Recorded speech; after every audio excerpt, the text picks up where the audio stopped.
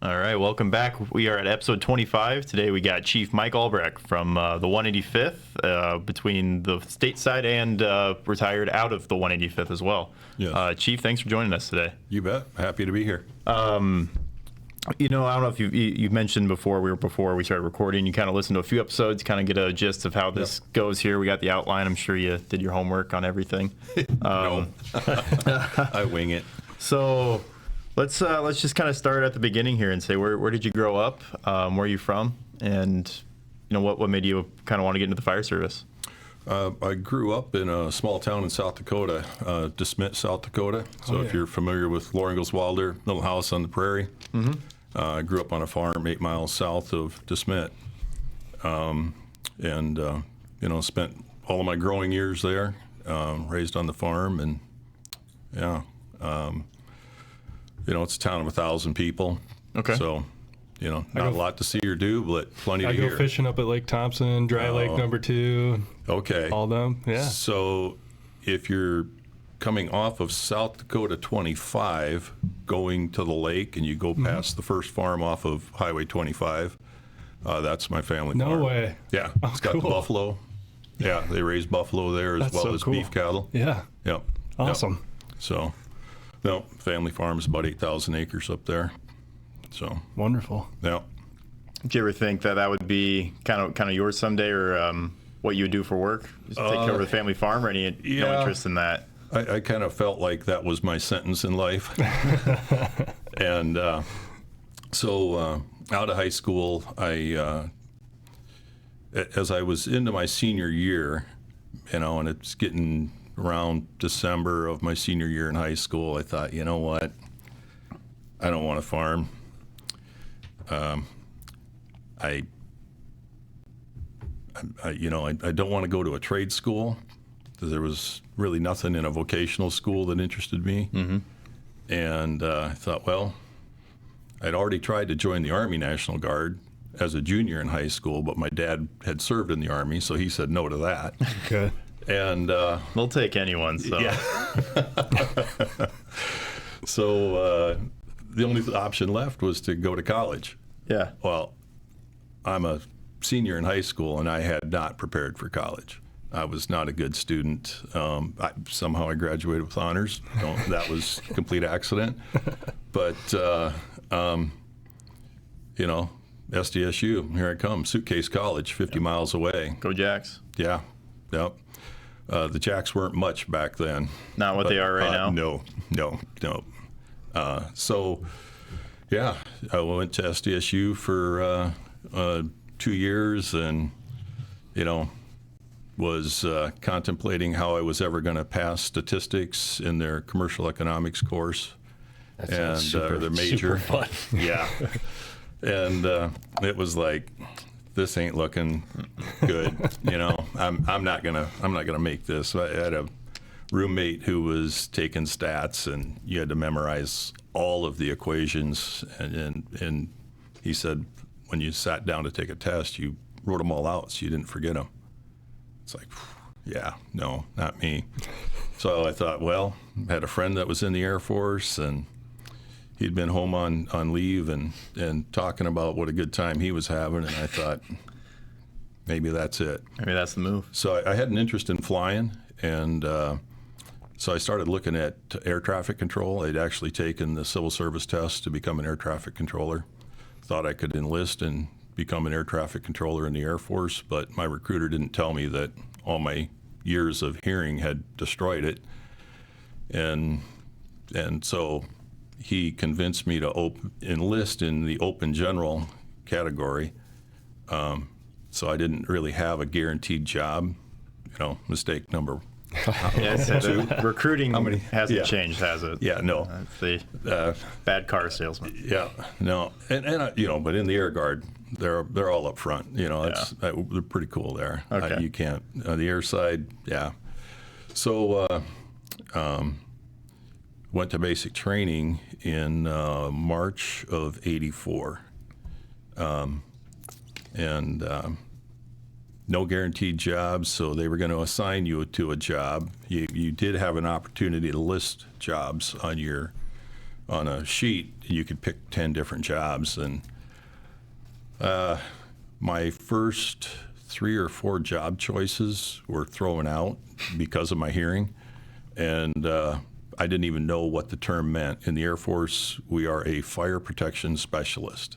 I had no idea what that meant. I thought maybe I was going to be shooting something, firing a weapon. Oh, sure. But the protection specialist part didn't quite, match up. And I was like, okay, well, I'll write it down.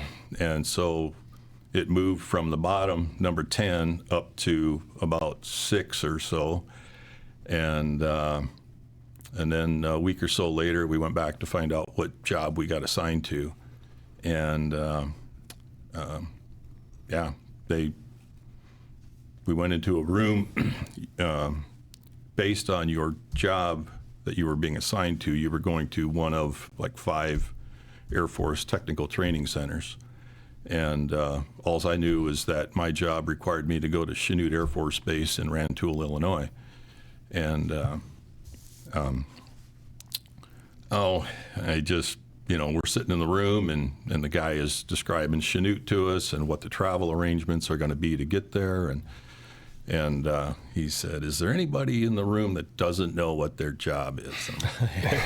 Right here.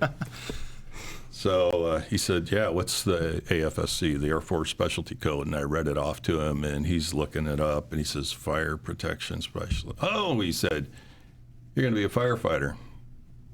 It's like, I just laughed at him. All I could picture was 4 years of standing on a tailboard doing this. Yeah. That's the only thing I knew about firefighting. Wow. Yeah. And that was 40 years and 6-7 months ago. So what year was that? 1984. 84. So what did your dad do in the Army Guard that he didn't want you to get into it? He wanted to be a diesel mechanic. Okay. Having spent all of his time on the farm growing up, and Sure. he grew up with horse-drawn farm equipment. Sure. Wow. So he ended up being a cook. Yeah. So he did that for a couple years in Alaska. He was in just before they ended the Korean War era veteran status. Okay. So he did serve in Korea, but he's considered a Korean War veteran. Because he was Okay. active duty during Yep. the Korean War. And Alaska was an overseas assignment. It wasn't even a state yet when he was there. Wow. Wow. Yeah. Yeah. That's incredible. So did you go right to the 185th, or was that active duty Air No, Force? it was active duty. Okay. So back then, they called us Pop-Tarts at Chanute because we popped in and we popped out. In 6 weeks, we were a trained firefighter. Wow. Wow. They put you right through it. Yeah. What was that academy like? Back in those days, the first block of instruction was kind of fire behavior, the fire science stuff. Then the second was kind of a basic first aid course in doing drags and rescue carries, things like that. But it was a very basic first aid course. Then the third block was, I think the structural firefighting was the third block. Yep. And then the fourth block was aircraft crash firefighting. Gotcha. Which that's two completely different things. You got structural firefighting, and then Yep. when you get on the flight line, it's a completely different story. Absolutely. Yep. And it was pretty basic. There was still a lot to learn once you got to your first duty assignment. And so you then, when you got to your duty assignment, then you started working towards your next skill level. So when you graduate the basic course, you're a 3 level. Then you start a year's worth of training to advance to a journeyman level. So you spend a your way full up. year doing that. So riding the tailboard and Wow. learning to drive crash trucks, and that's where I fell in love with the job. Was the first day of class when we marched into the hangar where all of these crash trucks were at. Yeah, you coming off a farm, operated 4-wheel drive tractors, and pulling 45-foot wide field cultivators. It's driving truck. You learn a lot of responsibility at a young age. But I said, is there a day when we're going to get to drive those big trucks that are out there? Yeah. Oh, yeah, that's going to be a big part of your job. It's like, oh, sweet. Yeah, I'm in. Sure. On this That was it. all this cool equipment. Little familiarity there for you, at least. Yeah, exactly. Then that was the route for me. Fell in love with it from that point on. Really Good. cool. How much time did you spend active duty? 5 years, 9 months, and 28 days. Okay, is that one contract or is that like 1.5? I had to do a reenlistment. So the original enlistment was for 4 years with 2 years in active reserve. Then my second duty assignment was instructor duty at the fire school. Oh, cool. So in order to accept that, I had to have a certain amount of retainability Yep. in order to take that assignment. I wasn't too thrilled about instructor duty because had this fear of public speaking that was, I just hated public speaking. Sure, Don't put me sure. in front of a crowd. I just was going to lock up. And my fire chief and the deputy fire chief, when they brought the information to me and said, "Hey, your duty assignment's instructor duty," and I didn't realize I had the option to say no to it, but they told me this can do a lot for your career, and you really need to go do instructor duty. So I took the assignment, did the reenlistment at that point, so that started a new 4-year contract, and then went to Chanute as an instructor, and yeah. When you instructed there, did you have a block that you taught? Yes. Yep. When I first got to the school, I was assigned to the aircraft crash firefighting block. So taught aircraft crash for a year. By then, I had a pretty good idea I was going to leave active duty. About the only way out of instructor duty back then was a 1-year remote tour to the Aleutian Islands or Korea. And I had a young family, and I just didn't want to separate from them for a year. I worked with another instructor who had just come back from a remote tour. He couldn't leave the house because his son his 2-year-old would just think Dad's leaving us for a year every time he walked out the door. Yeah. So I just didn't want to put my family through it.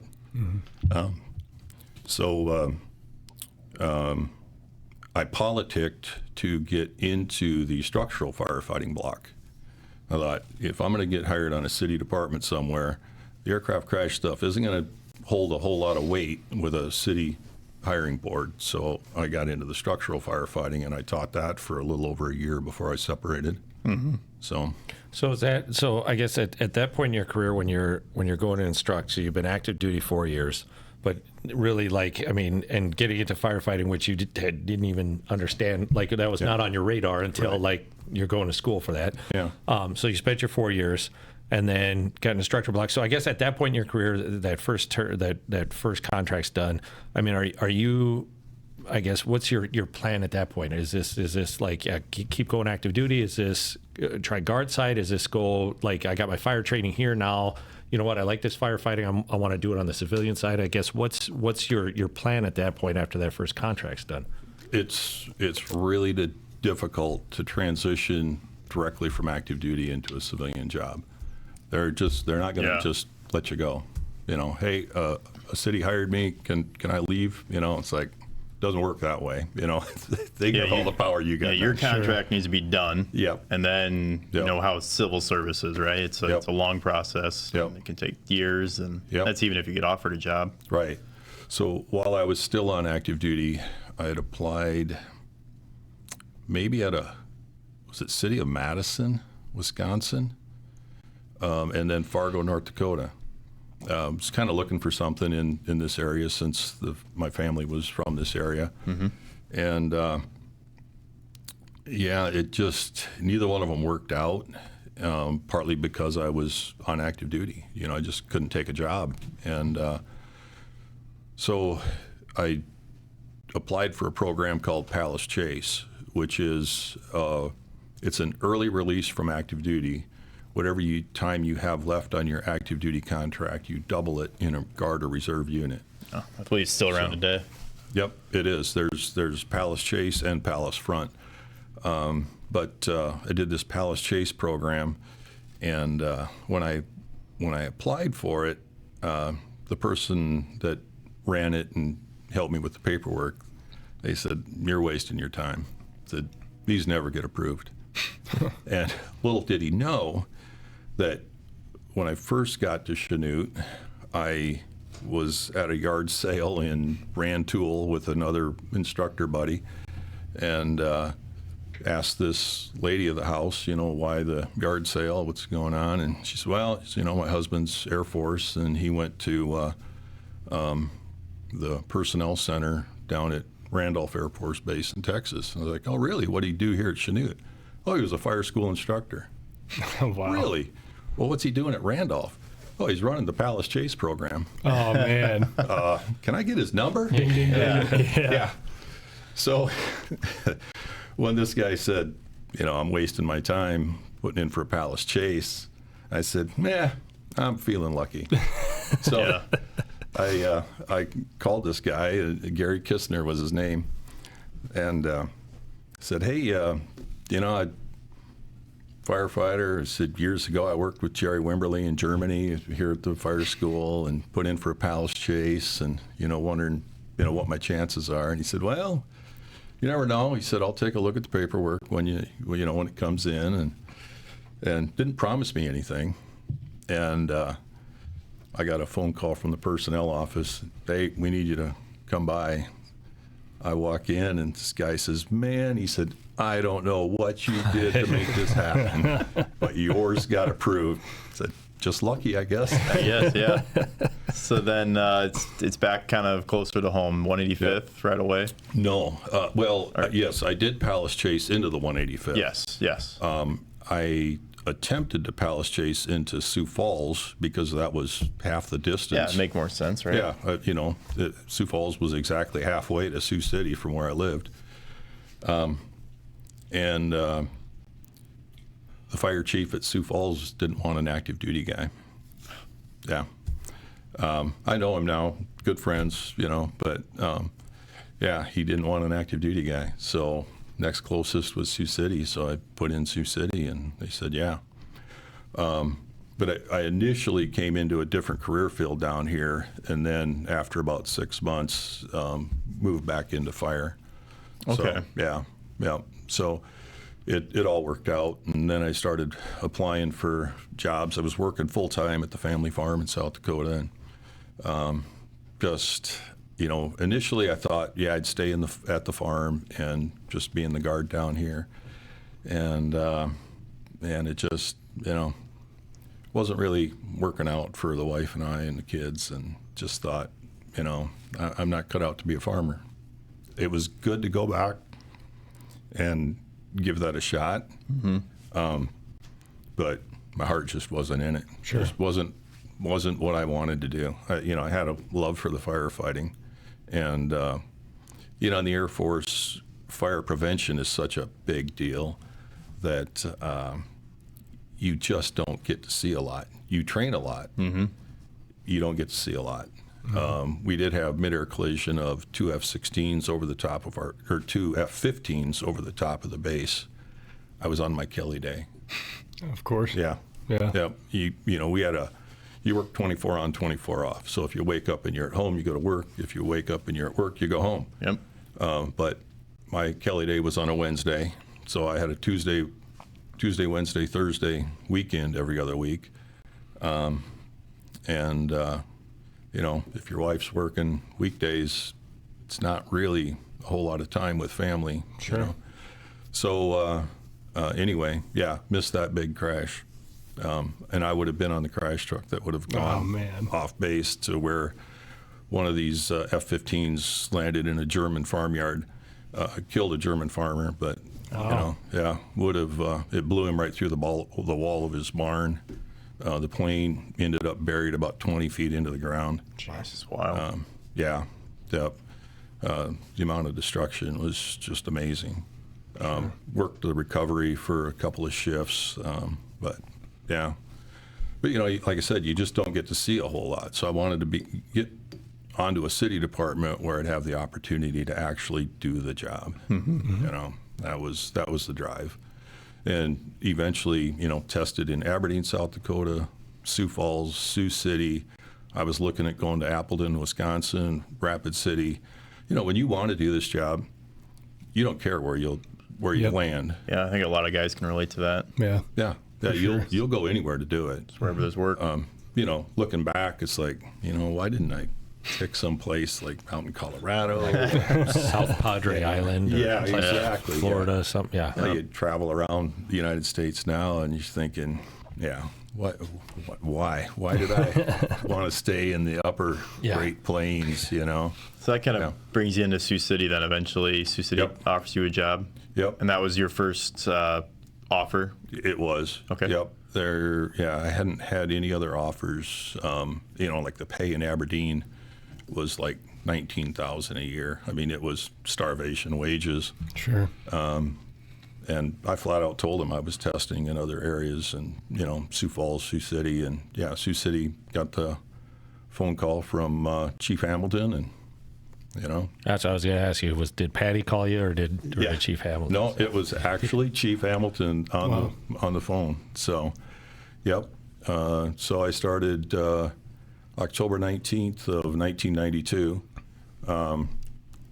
It was my youngest son's first birthday. That's pretty cool. Yep. So was with the city then from 19 October of 92 through the 1st of October 99. So about 7 years with Sioux City. Yep. What memories do you have there? What were those years like? Oh, it was great. I really hated to leave. Yeah. The fire chief's position had come open at the base. There were 2 local candidates, and one of them is probably his biggest priority might have been medical.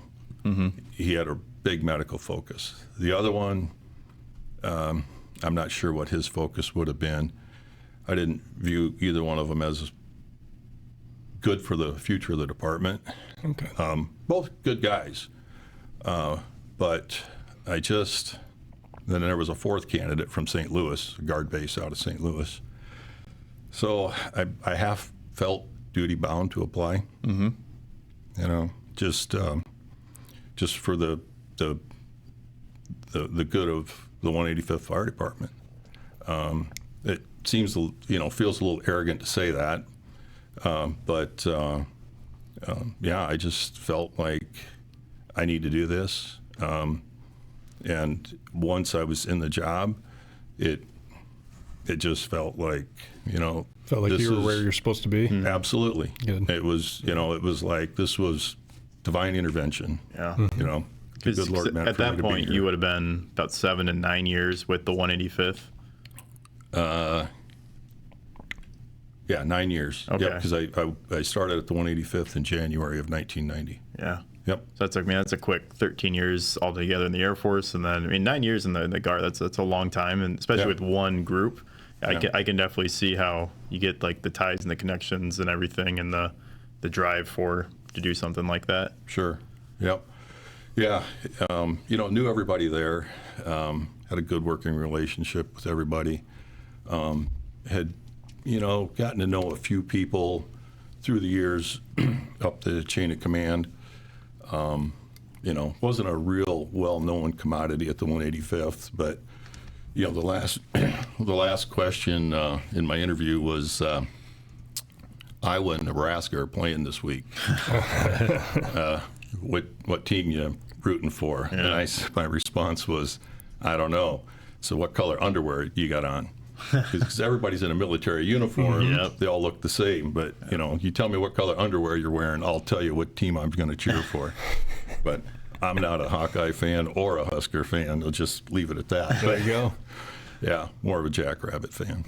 Good for you. Yeah. Say like a lot of those South Dakotans, if anything, maybe they'll bleed a little bit towards Nebraska. It seems. Yep. For FBS, but yeah, I even in my hometown, I couldn't tell you if anybody leans towards any Big Ten team or Yeah, they like their South Dakota schools. Oh yeah. It's you know, it's you got the coyotes and you got the jackrabbits. So And you got the bison up north. yeah, right. Those guys. Yep.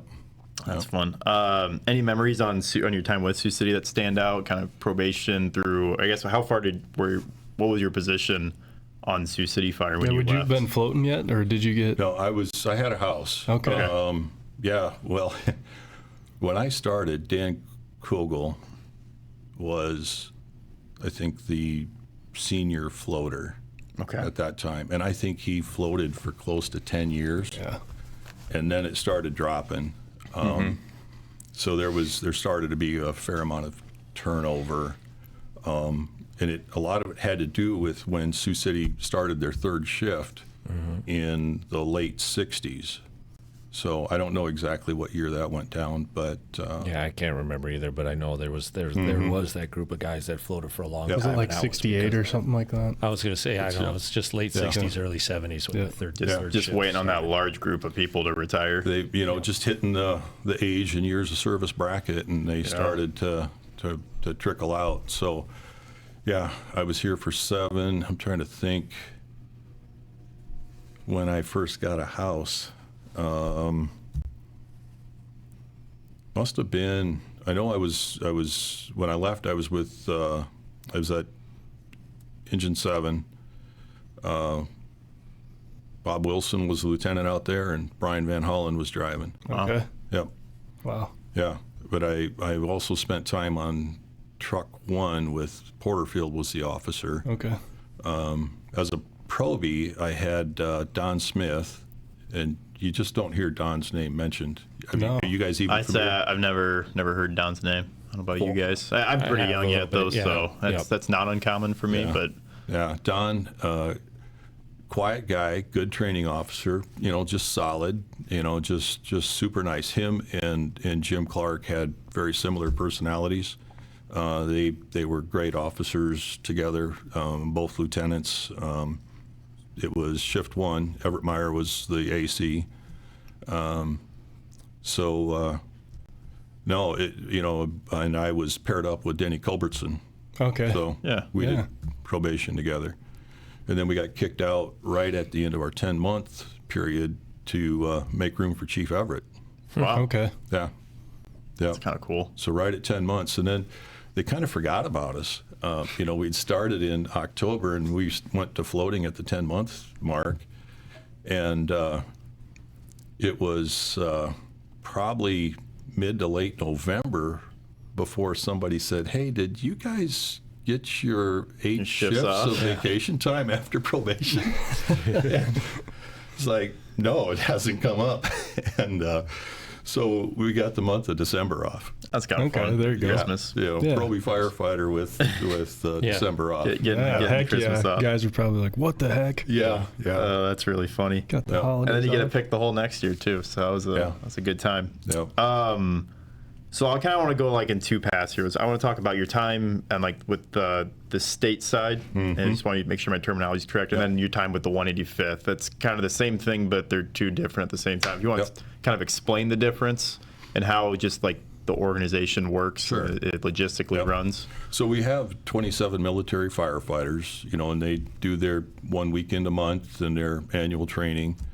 The whole 15 days of annual training, that's kind of a program of the past. A lot of it has to do with, the number of days is just how the federal budgets go. Yeah.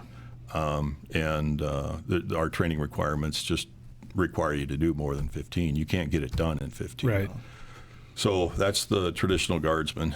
Now our full-time staff, the firefighters are employed as employees of the state of Iowa, but all of the costs of that program are 100% federally reimbursed. So it's a program called a Master Cooperative Agreement. So it's a contract, and it's basically a grant from the federal government to the state of Iowa to pay all of the costs associated with their cost of employment. And the state gets to charge us for direct state costs related to their employment. So, people that work in the personnel office, they get to bill us a little bit of money for each full-time employee.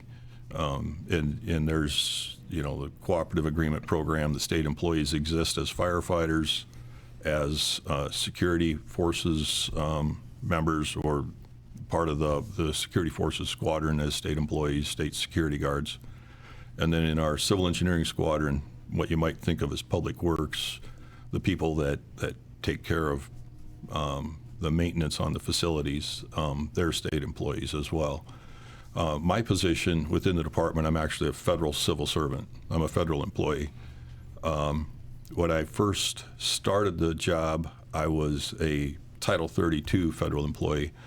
And what that means is I had to be a military member and have the military career that matched my federal civil service career. Yes. And I'm paid on a federal pay scale, like a civil service pay scale. You have to contribute to your health benefits, things like that. And it's just an odd part of the National Guard as a whole, this Title 32 program. There's only, in federal service, there's only maybe about 80,000 people that fall into that category out of all the federal employees. Because a majority of those people, the other side of the coin is AGR, Active Guard Reserve. Right. And there are no Active Guard Reserve positions into the 185th Fire Wing. Right. Yep. None of that. So I was Title 32 up until 2018. And I come back from a deployment, and my status, there was a clause in the National Defense Authorization Act that required 12.5% of the National Guard to be converted to Title V. Title V is strictly civil service employment. There's no requirement to be in the military to hold your position. So I could have separated from the Guard immediately and still been there. So that's why I wear this uniform today rather than a military uniform. In Title 32, you wear a military uniform as part of your employment.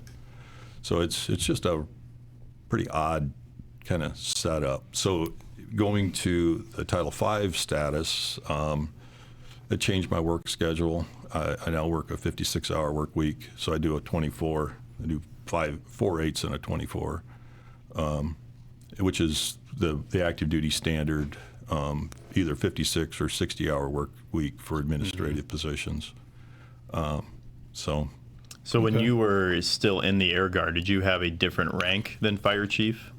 Or were you technically Fire Chief both ways? You were Fire Chief? Yep. Okay.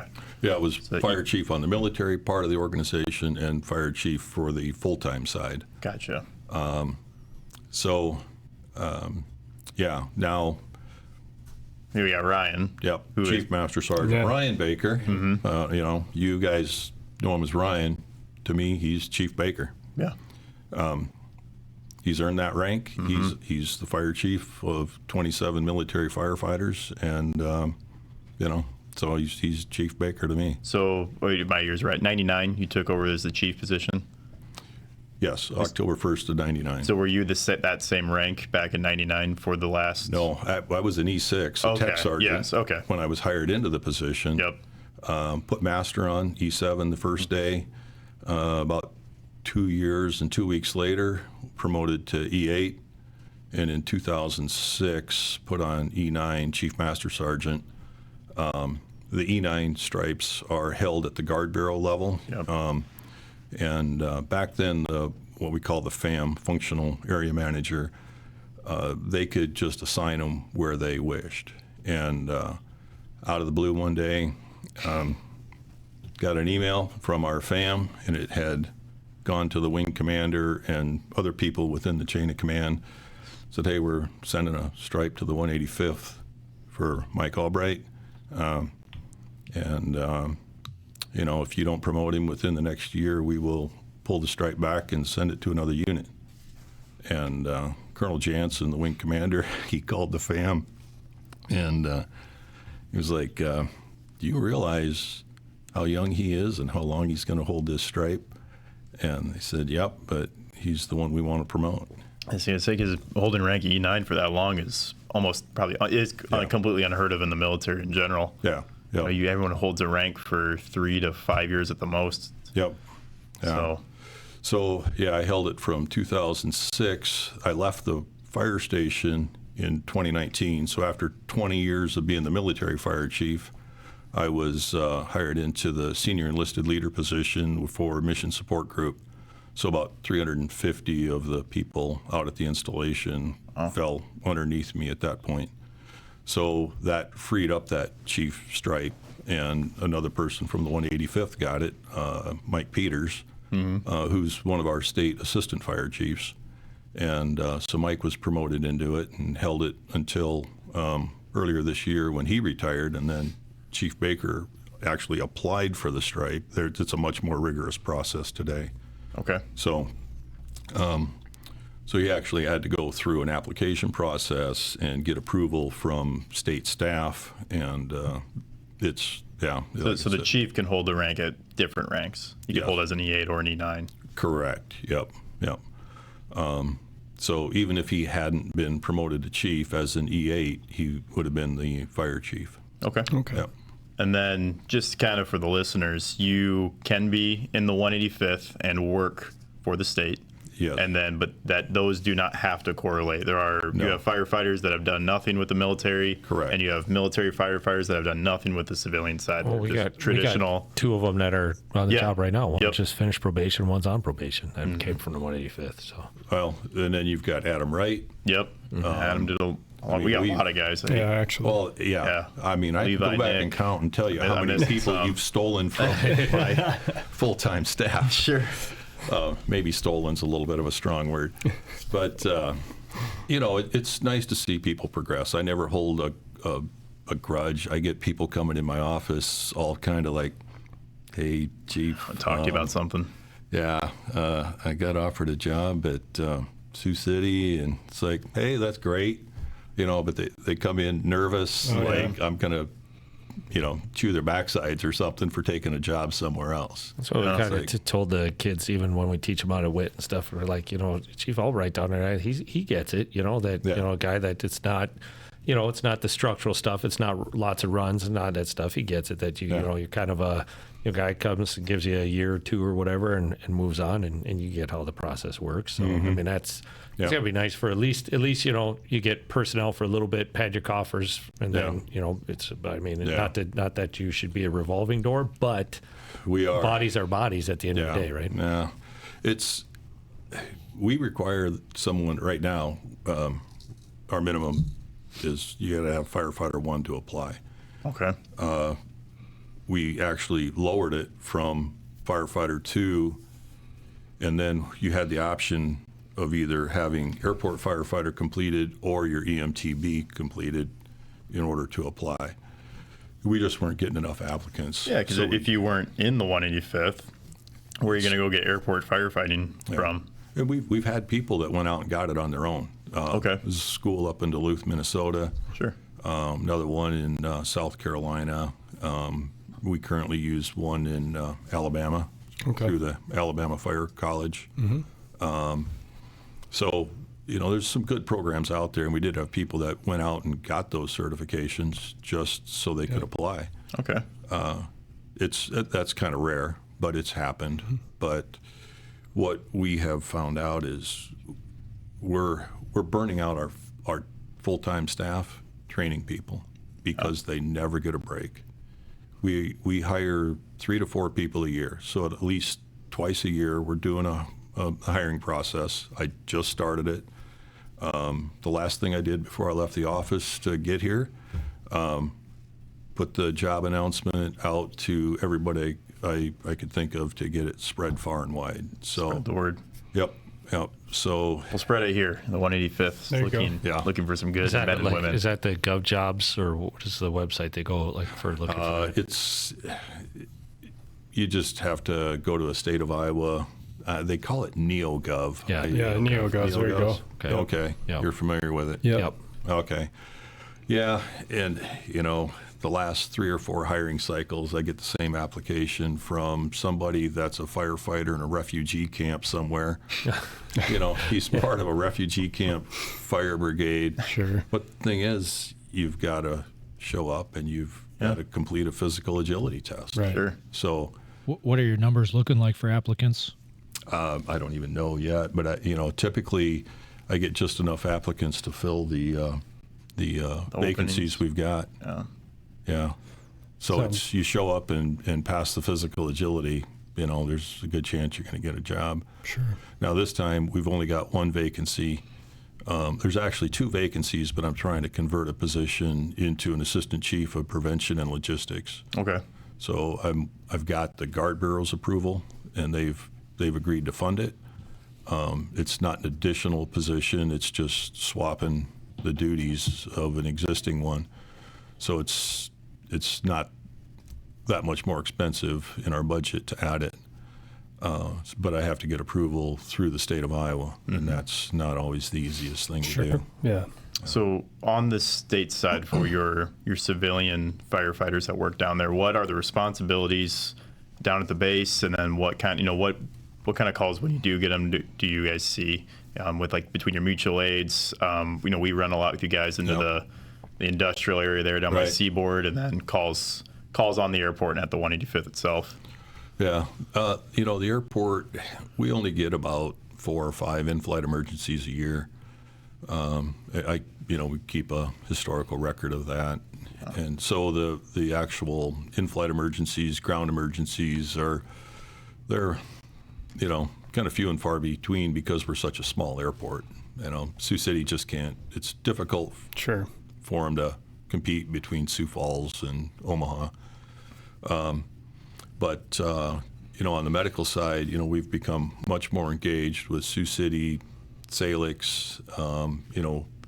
It's a fair amount of medical for a Guard fire department. We're nowhere near being the busiest, but we are fairly busy. We're on the higher end as far as runs go for a Guard department. I can imagine. Well, and that helped with our ISO rating, our accreditation and stuff, is the mutual aid agreement, because our response times from 5s to get to some of those things. So then with the mutual aid agreement we have with the 185th, that actually helped our ISO rating because of that. So that's a big partnership to have those guys there. Yeah. And there's been times when I've had people at the state level asking questions, why are you doing this? But fortunately, I've always had wing commanders who are of the community, and they get it. It's like, hey, the skills we use in responding to these mutual aid medical calls are we're developing those skills so that if we have a call at the 185th or on the airport, our firefighters have those skills. So it's a huge benefit to us. It's a huge morale boost. The medical morale-wise, but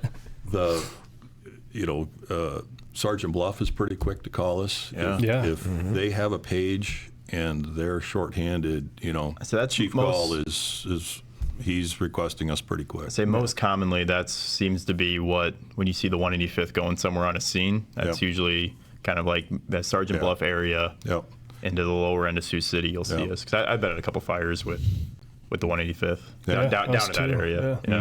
Yep. No, and I tell the wing leadership, well, we just had a morale event.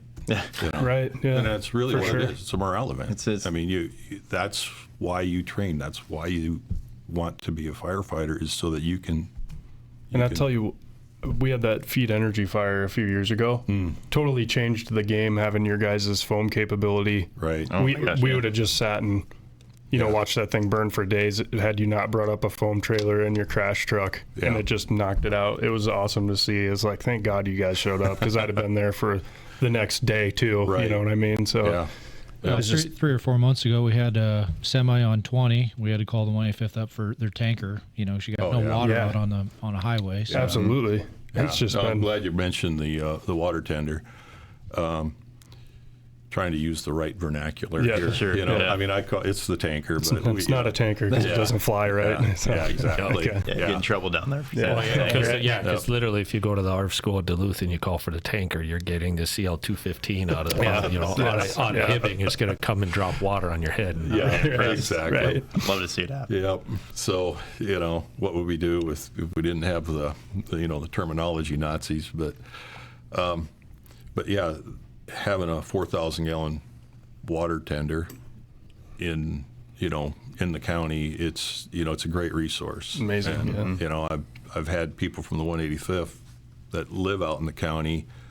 That's like, man, I Nice saw your insurance truck out policy, there. right? I mean, that fire was within a half a mile of my house. I was glad to see the 185th delivering water to the. It's a lot of water. All the ATVs, 4,000 gallons, and it's got a drop tank, so we can shuttle water as well, and it's got the big dump tubes built into the rear and the two sides, and it's got to go in for warranty work. We've got to find a time frame when we can get it to Wisconsin to have some repairs done on the tank, but they're just some cracks in the top. It's but they used to send people out, and Yeah, that's coming less and less anymore, isn't it? yeah, they don't have mobile repair people, and lifetime warranty on the tank, and Sure. but Perfect. Yeah, but it's even, you guys on there, you called it a morale event. Like fires to us, it's the same way. It's, not that you ever want to see any, bad things Right. happen, but they do, and that's kind of That's why our job. most That's people what we're got here into for, this right? is they, So- they like yeah, working in that environment and being part of the excitement. And, yeah. That's what I love my time on Sioux City. There were some bad ones, bagging bodies that, and there was one up on 27th Street that, this guy was, you couldn't even recognize that it was a human remains. Wow. It was that far gone. I thought it was like a mass of melted couch cushions laying on the living room floor. Then it's your mask is steamed over. There's still smoke in the house, and most of the crews were still fighting the fire, and I was in the living room with somebody else, and I can't remember who it was, but we were second engine on the scene coming from 7th to 27th Street. I made the hydrant, then got sent inside looking for somebody, because some person had crawled out of a basement window, and he knew there was somebody on the main floor. And the guy that crawled out of the basement window, talk about motivation, it was one of those windows that's about this tall, Just a little this wall. wide. Storm. Yeah. Yeah. Nothing will motivate you like a fire. But he got out. But we're standing in there, got the flashlight. I shine my flashlight up to, what I think is the head, and it was like there was some debris there, and there's nothing discernible. And I bring it down the length of this pile of melted couch cushions, and I'm like, am I seeing a tinge of red down here somewhere?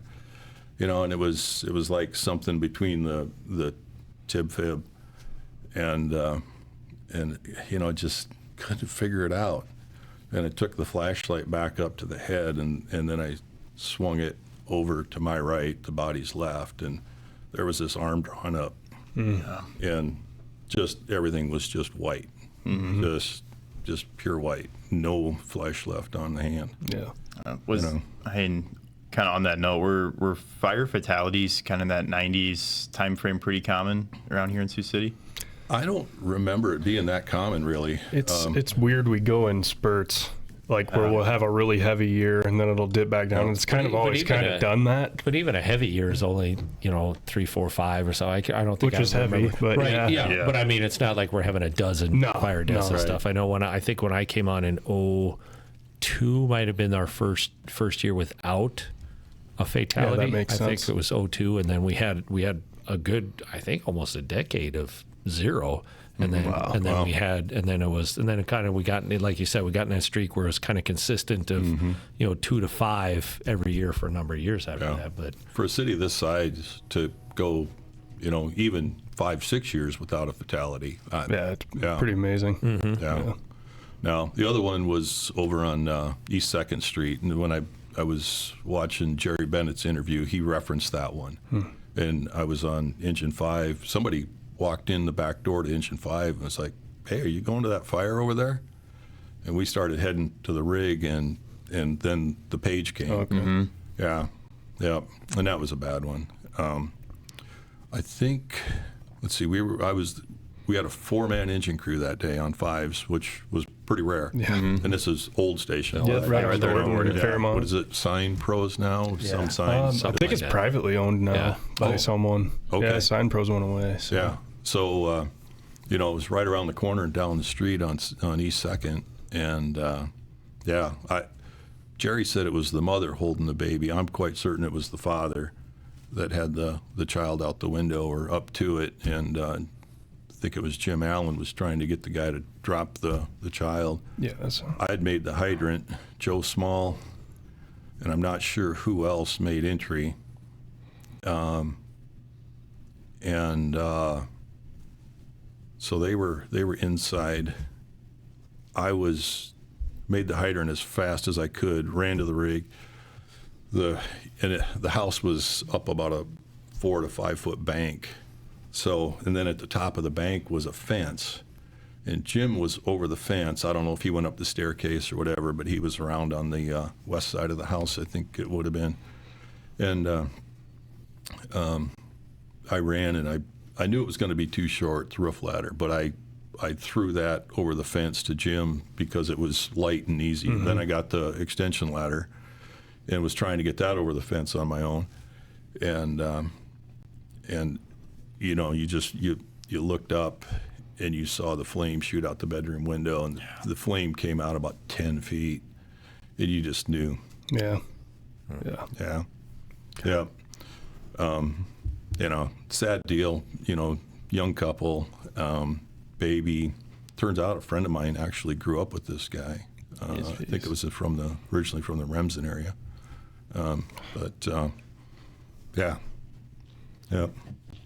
Some you just don't. Yeah, some you can't. Mm-hmm. Yeah, you don't forget.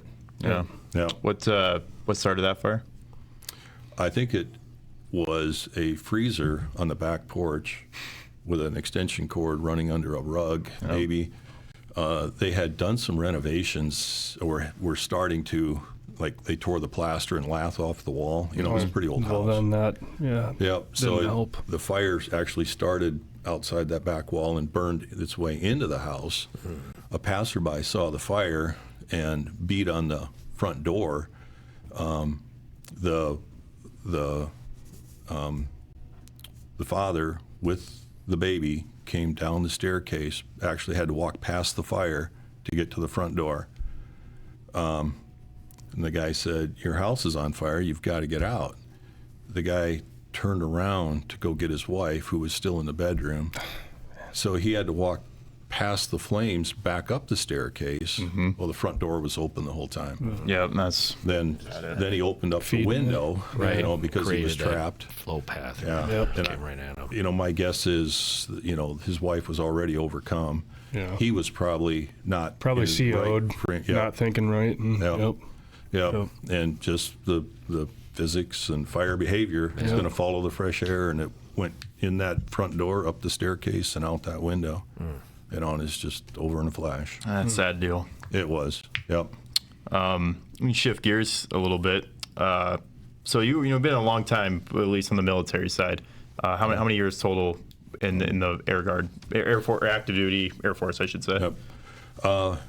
Just my military time was 38 years. 38 years. And so March of '84 to 2024. 40 years. Wow. Mm-hmm. Yeah. So a question I like to always ask those people that did that 38, 40 years, what was it like pre 9/11, and then after 9/11, what is the 185th? How does that change for you guys, and what did it really do? Yeah. We became an operational part of the Air Force. Yep. The entire Air Guard did. And I don't know if it was to the same extent with the Army becoming more of an operational force, alongside the active duty. I'd say Army Guard. I've only been in post 9/11, but we're just a low we're rotating active duty unit, but like a lot of stuff we do, active duty has to follow the same stuff. They just get to do more with probably more money and stuff. But yeah, being part of, especially of a combat brigade, it's just there's like Iowa's one. I mean, there's, I don't know how many states have combat brigades all over the U.S., but we're just all in a big rotation, and we're supporting active duty as much as they are. Yeah. And we operate on a shoestring budget compared to the active duty. We don't have a full-up hospital. We don't provide daily services like a dining facility. There's just so much that goes on at an active duty installation, and a lot of it is geared towards taking care of the families as well as the service member. Daycare centers, hospitals, even Department of Defense school systems. We don't have that expense in a guard unit.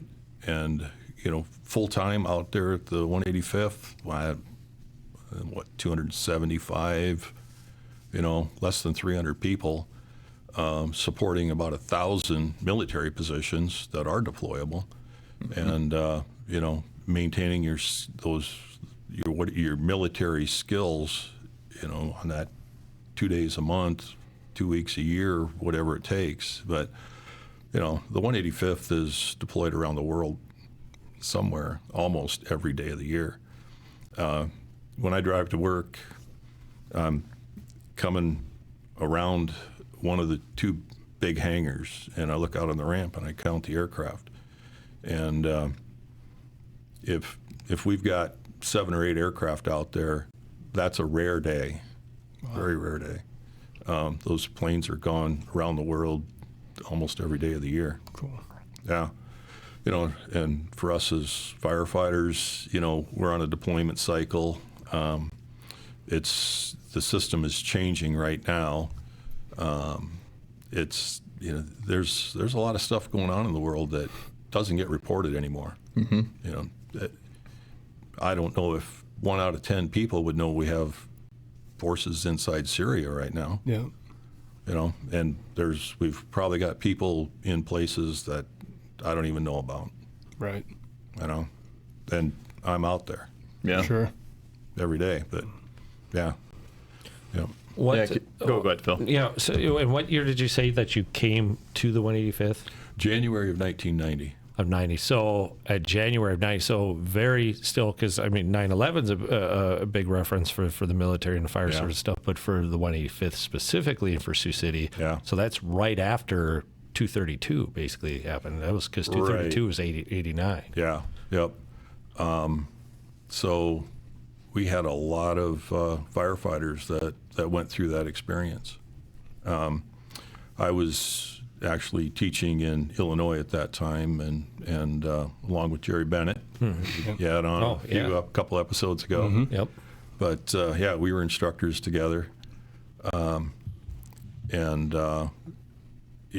was still a big focus. And Jim Hathaway, the fire chief during that time frame, up until about 1996, I think. Jim and Gary Brown, I believe both, they traveled the world talking about the response to that, the preparations, the airport disaster drills that had been conducted, prior to that crash taking place at Sioux Gateway. Mm-hmm. So, because what year was that when Sioux City handed over because Sioux City had Station 2 down there, and what year was that the 185th took that over? It was, there was an interim. There was a contractor, JJ Security, which I think Jack Berger's talked to me about how he got bumped off the job here and ended up working for JJ Security. But one of our full-time firefighters back then, Derek Davis, who has a son on the job here. So it went from Sioux City Fire to this JJ Security, and then I don't know if it was, our full-time department started around October 30th of 1987. Okay. That's when we started with a full-time fire department, and it was it may have been 12 people that initially. So, and eventually they went to 24. And we were at 24 from it was at whatever that point was up until we converted to tankers out of the F-16 world. F-16 units typically had 24 firefighters back then, and tanker units had 35. So we knew that once that conversion was announced that we were going to be increasing personnel. And, going from 24 to 35 is a pretty good bump. Yeah. Big bump. Yeah, and that's what led to us getting a new fire station.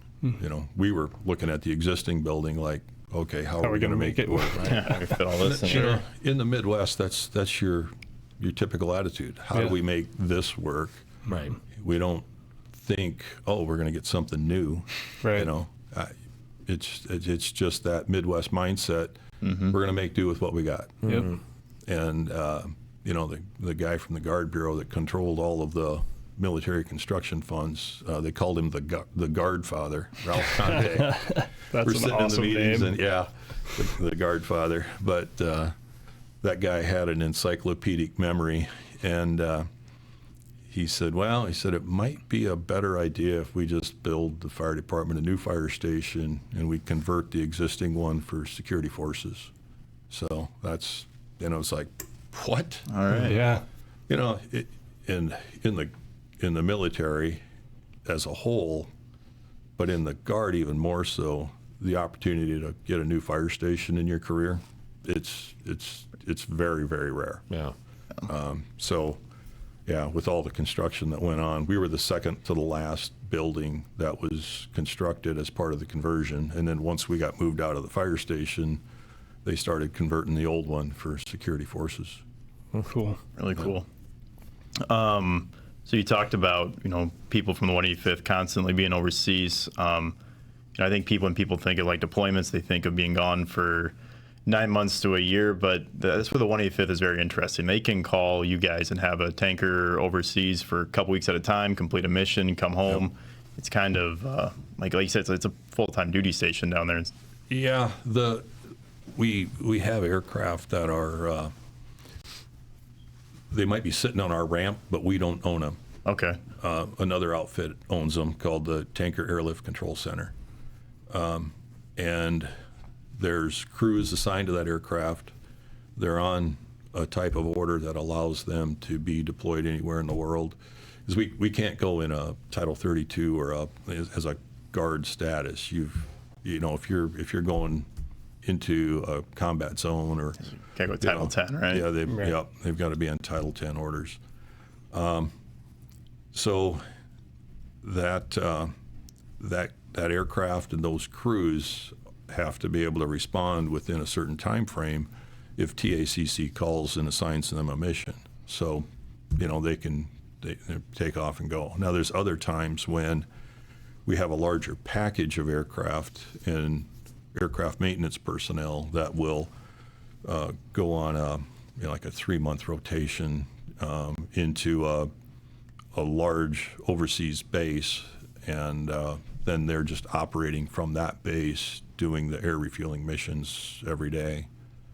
So, there's 3 to 6 month, well, I don't know, maybe not 6, but at least 3-month tours for them.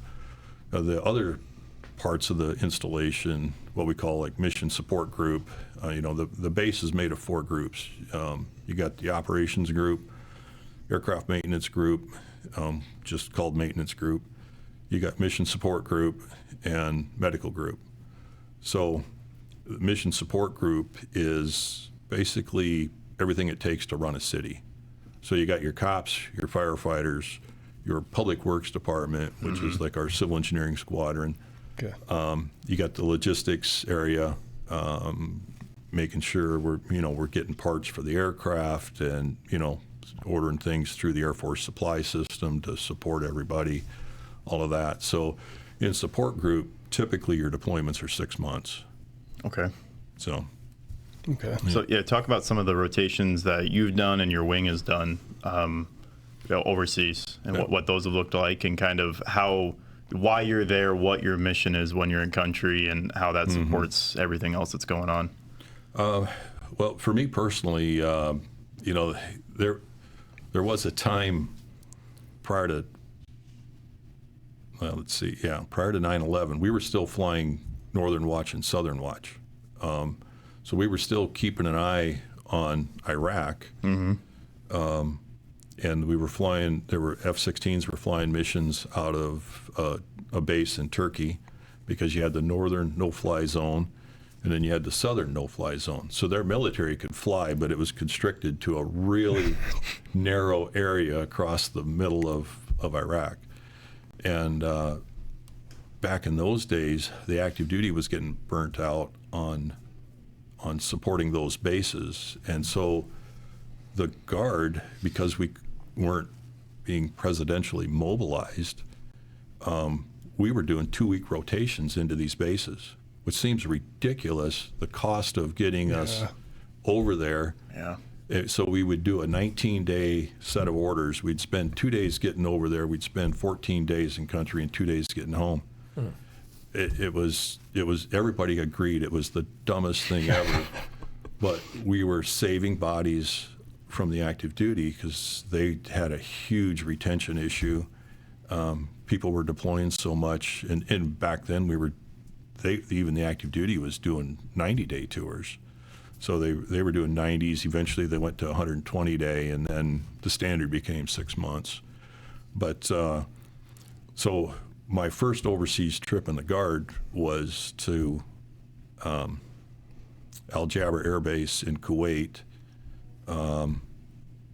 It was December of 2002. So it was post 9/11, but we were still in this 2-week rotation. So while I was at Al Jaber, a guy had just come back from a base in Jordan, and he had to write his trip report. So I was helping him write his trip report on what the firefighting capabilities were at this Jordanian air base. And helped him write it, and he sends it off, and I rotate home.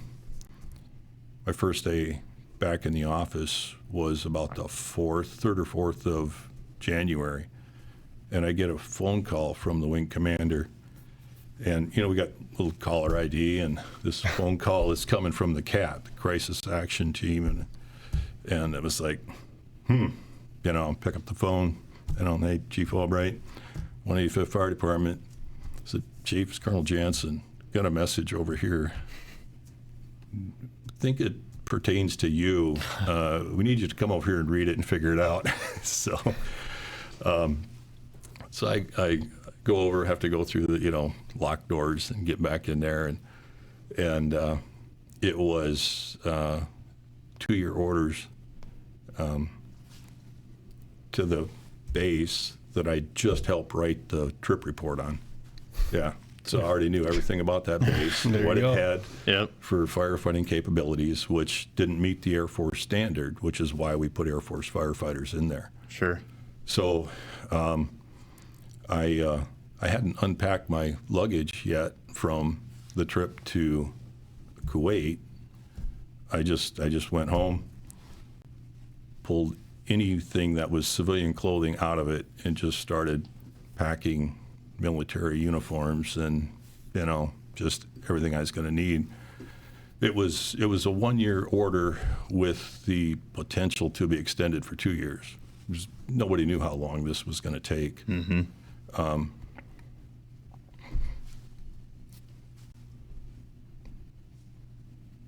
Sorry. No, you're fine. Take your time. But this is the hard part. Is telling your family you don't know when you're going to be home again. Absolutely.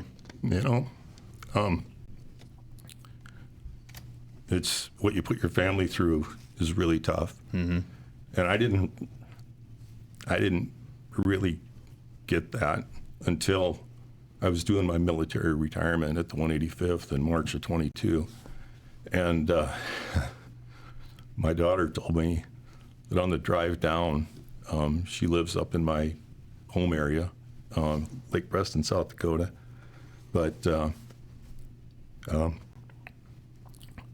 she said she cried 3 times on the drive down here just because she knew I wouldn't deploy again. Yeah, a pretty emotional moment. Yeah. For a family. 'Cause how old, where was your kind of wife and kids at the time? Oh, man. They were here in Sioux City. Yeah. Let's see, daughter was sophomore or junior when I did that deployment. The 2 boys were still in grade school. But, fortunately, that invasion of Iraq was over so quick. I was home in about 125 days. Yeah, that initial in like 03. Yeah. It was a neat deployment. It was a bare base buildup. The Jordanians had nothing for us to utilize. We had to basically build everything we were going to live in. So going into a bare base like that, it's not many people get to do it. Yeah. And it's an amazing process when everybody from the wing commander is out on the installation putting up tents, and you got L-1011s and 747s landing with a couple hundred people, and we had a Quonset hut, what we call a K-span, and at one time that K-span had 800 people in it. It was 6-8 rows of bunk beds, and the only thing you had were rolling overhead doors at each end and a personnel door at each end. And the wing commander asked me how safe that was. And the station nightclub fire had just taken place out in the Northeast, Rhode Island. And I told him, I said, if something happens in there, I said, that it's going to be 10 times worse than that station nightclub fire. And so he got it, message received loud and clear. And we were building tents just to get people out of those. Now, these were the old temper tents. I don't know if you remember those. No, I'm trying to think. I'm picturing them, but I don't know if I'm picturing the right thing. Yeah, they're more of a square, a little bit boxy. The sidewalls are sloped a little, but they had what we call a fly over the top that stood off the top of the tent about 10 inches. So when we had sandstorms and 50, 60, 70 mile an hour winds, that fly would flap up and down and bang, and there was no way to sleep through anything with that fly snapping up and down. The winds were just, in a dust storm, you just see the wall coming at you, and it was like, oh, geez, how many days are we going to deal with this,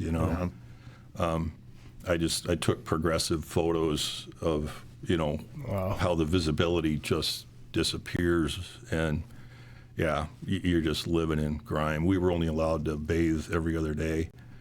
But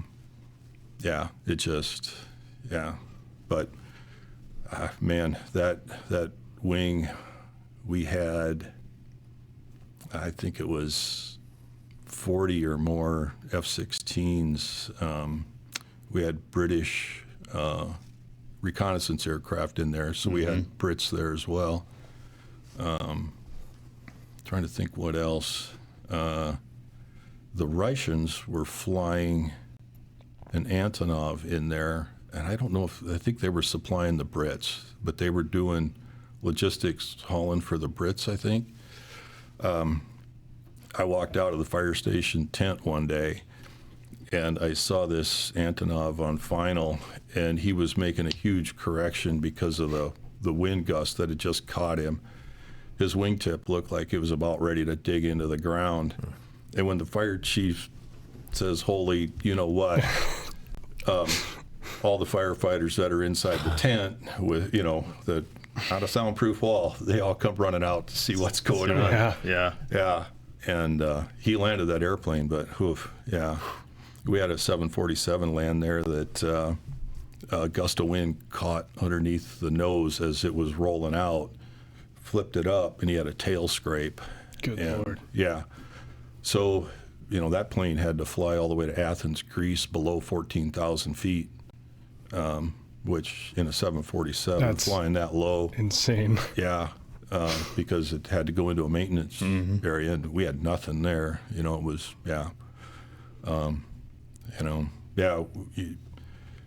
little funny story, as we were kind of building up to the actual invasion, nobody knew when it was coming. I mean, we didn't know until just a few hours before.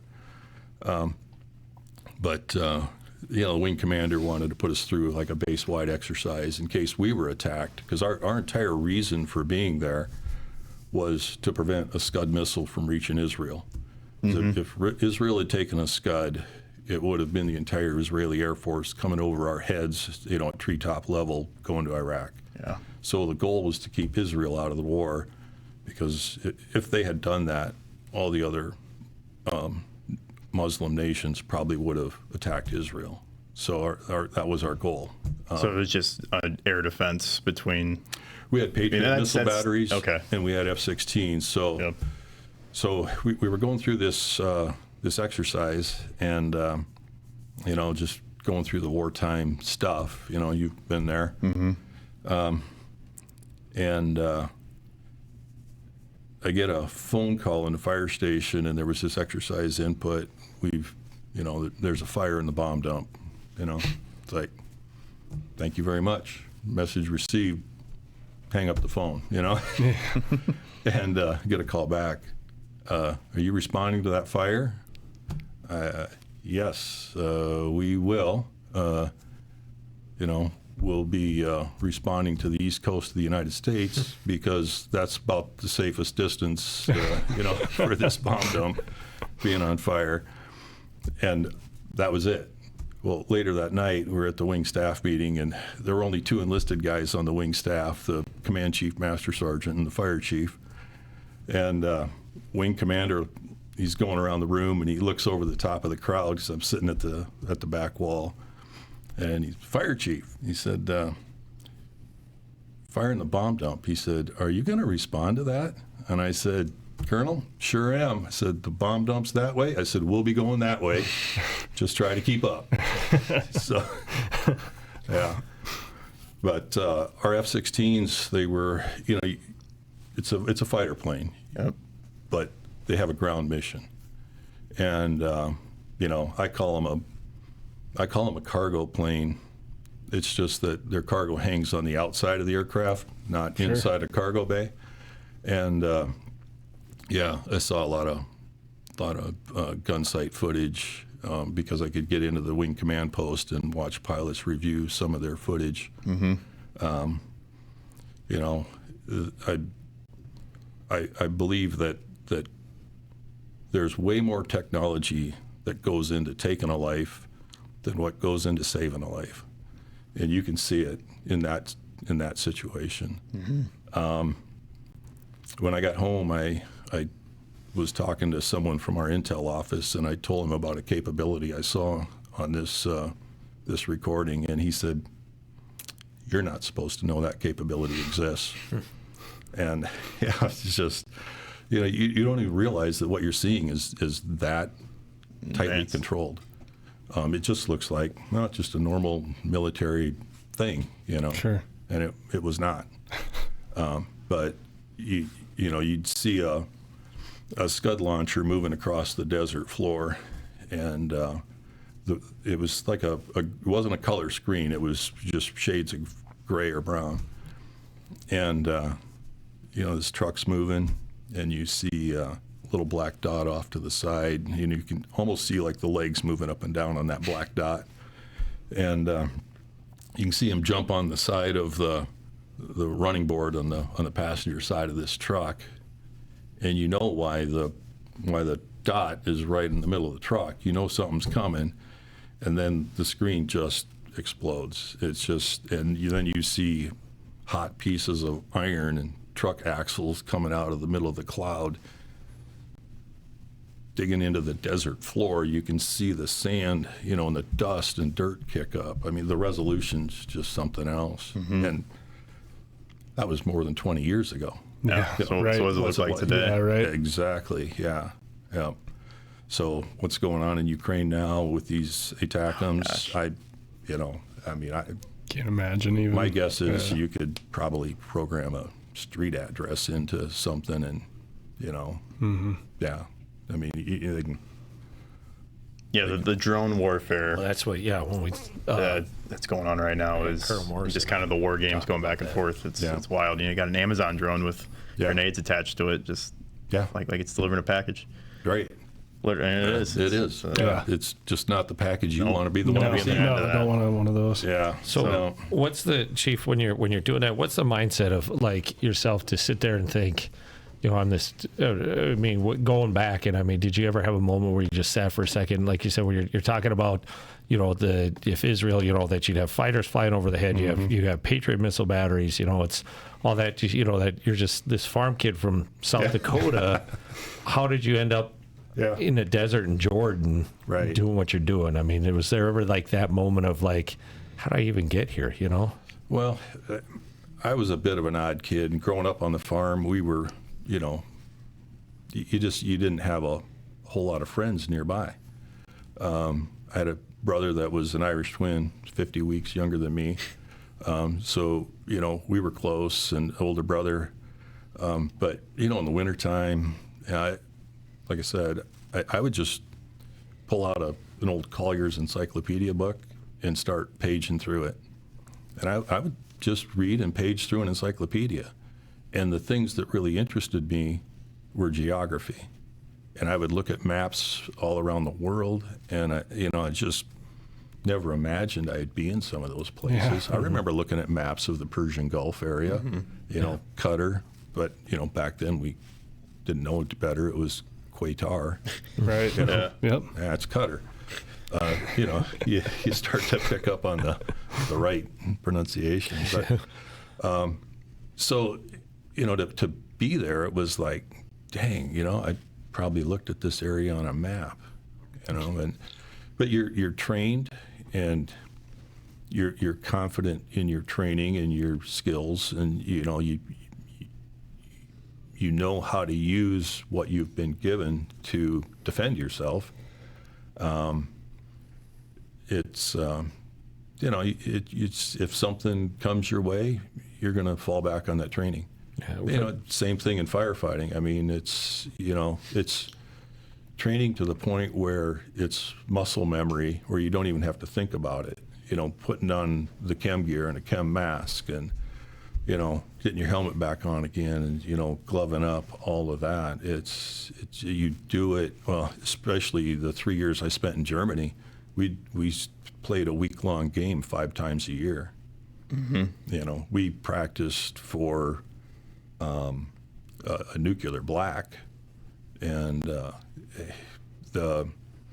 we do these chem warfare exercises that ran for about a week, and so that was once a quarter.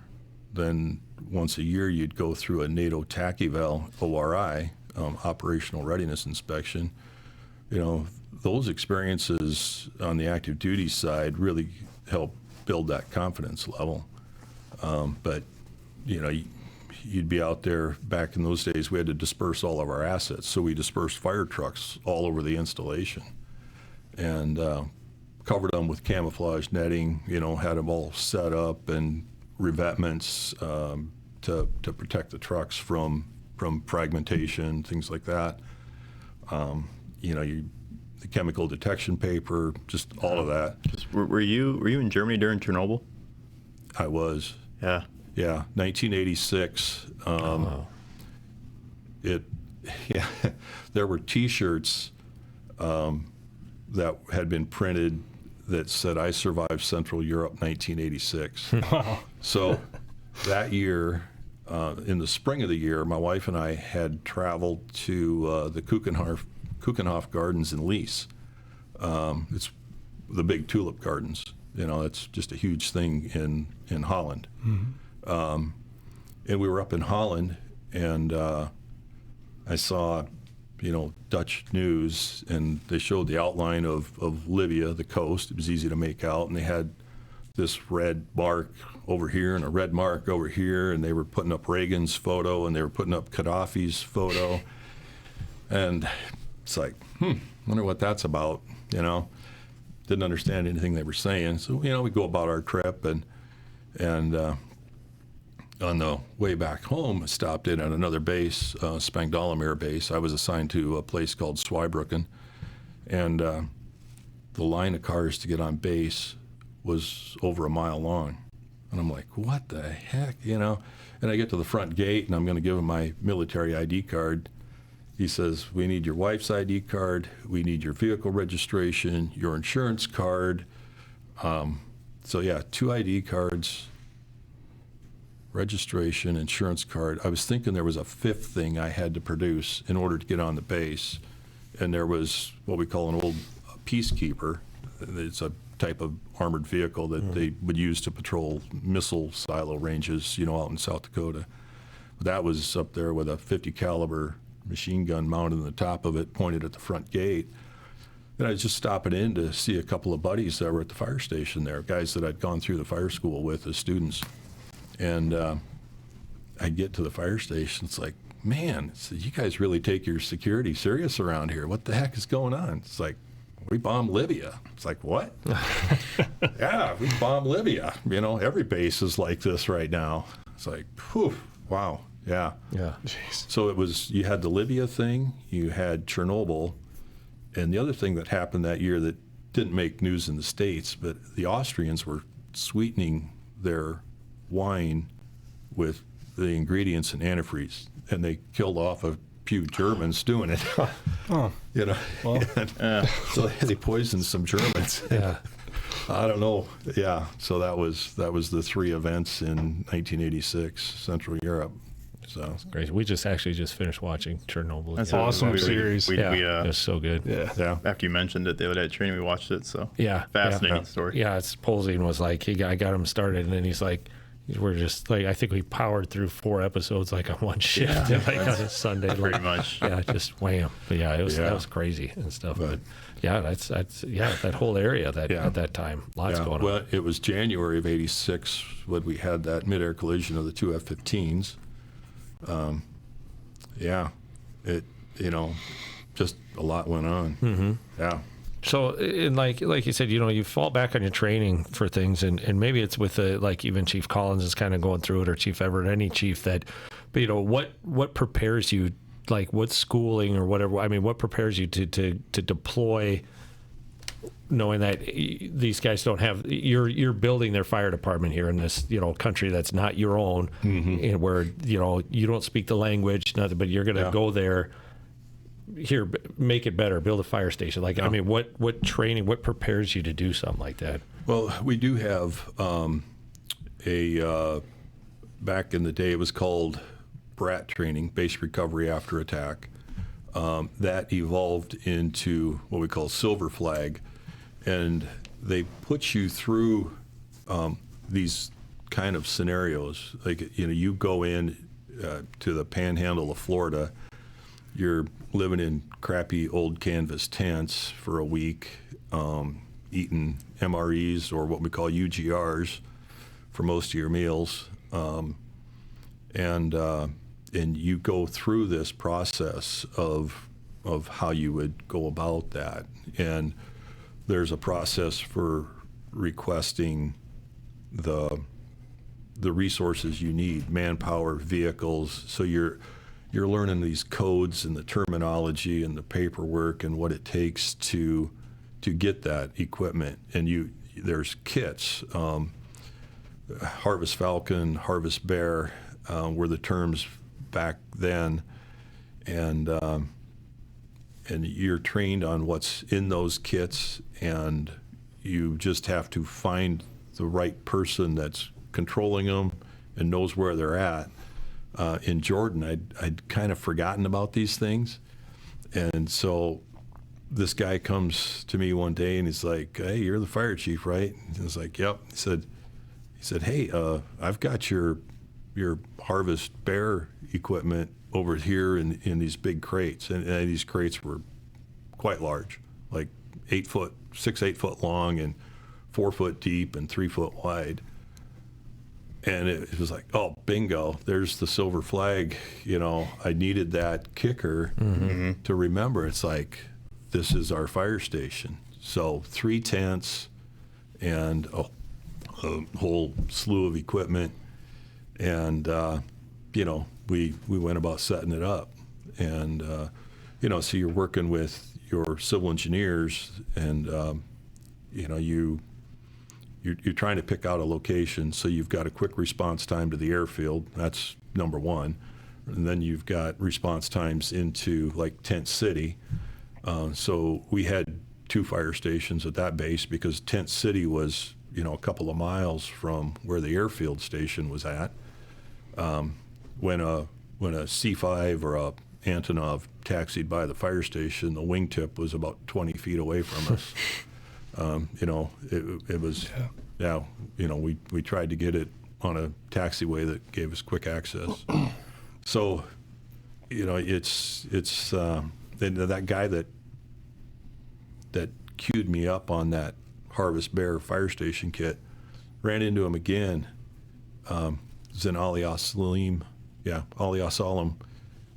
Kuwait in 2009. So it's 7 years later. And I picked this guy up to give him a ride, and he looks at me and he's like, "I know you from somewhere." It's like, well, I don't recognize you. He said, Azraq Jordan, 2003. It's like, yep. What about it? Yeah. Yeah. Yeah, he was the guy that queued me up on that's that. crazy. Yeah. So then from that deployment in Azraq Jordan in 2003, 2017, we're deploying to Agadez, Niger. Mm-hmm. We land in Niamey, Niger on October 4th of, I think it was, of 2017. You could look this up. But while we were in the air, Special Forces troops were ambushed and killed. I remember that was 10th Group. Yep. Tillaberi, Niger is where it went down. We were moving our luggage into the transient tent because we still had 600-700 miles downrange to move yet. And the airbase commander came in, said, "We're looking for O-negative blood donors. We got victims coming back, and we don't know what we're going to need." So, we had firefighters that, city departments, their paramedics, they jumped right in with the medical unit, and they started typing everybody's blood on base. Everybody's got dog tags. Sure. Their blood type is on the dog tags, but they don't go by that. Yep. You have to type that blood before you can draw it and utilize it. Wow. But that airbase commander, another officer that I'd served with at Azraq Jordan in 2003. Jeez. It's crazy. Yeah, you just never know. It's amazing. Yeah. Is the air guard or like the firefighting wing world that small, or just kind of a coincidence? Yeah, within the guard it's small, and we have a network in the guard that was pretty amazing, at least amongst the fire chiefs. There's 89 guard units, but there's only 62 fire flights within the guard. Okay. Not every guard unit has firefighters. Mm-hmm. Because they might be on an installation where the Air Force Reserve provides them or the active duty provides them. Like Buckley, Colorado, well, they do have firefighters out there. But there's just some that don't have them. There's an Air National Guard unit on Joint Reserve Base Fort Worth. They don't have firefighters. Anyway, amongst the fire chiefs, it was a tight-knit group prior to 9/11. After 9/11, with all the deployments, because no one department fills a deployed location with firefighters, you're a mixture of active duty and guard people and reserves. But now that network, that is just so much tighter than what it used to be. We deployed with guys from a guard base out of Suffolk County, New York, on Long Island, FDNY guys. Yeah. And when I was in Zweibrücken, Germany from 84 to 87, we had this same unit had deployed over there for 2 weeks, and one of those one of those firefighters was a police officer in New York City. And that guy later became the fire chief at that guard unit, Jerry Kurz. But you don't forget that crowd. No kidding. I'm sure not. Yeah. They weren't too big about training, but by God, you ate like the food. These Italian There you go. firefighters making a meal. I mean, their meatballs were the size of a softball. Yeah, right. Like They'd take up a collection, and I'd get sent to the commissary, in an Air Force fire truck, and this small pickup type thing that we called a ramp truck, and I'd have the shopping list, and people looking at me like, holy cow, where'd you're wearing 2 stripes and you're buying that much food? So I'm picturing like that scene from Goodfellas. I was where just going to say, don't add too much onion to the sauce, okay? Don't you add too much onion. I didn't put too much onion. Yeah, that's all I'm picturing. Like I do their sit in a clink, and that's probably what it was like being cutting it with razor blades and stuff. Yeah. Made it real thin. So while those New Yorkers were in at Swibrook, and we did this big disaster drill type exercise, and they had like a bus that was part of a crashed fuselage of an aircraft, or that was the scenario. So you use a bus to replace the fuselage of an airplane, and some guy was just kind of going off half berserk as he's role playing this victim role. And he comes charging out of the door of the bus, about knocks one of these firefighters over from New York. He starts chasing after him. And this FDNY guy, slow down, you SOB. But yeah, the guy was getting a little carried away with his role playing, but sure, it just a lot of fun. I mean, some of those experiences, those times, just looking back on them, just neat stuff. Okay, so I'm counting 3 deployments during your time. Let's see. Or at least post 9/11. You got 03 Jordan. Yep, and then 09 Ali al-Salam, Kuwait. In 10, I went to Isa Air Base, Bahrain. Okay.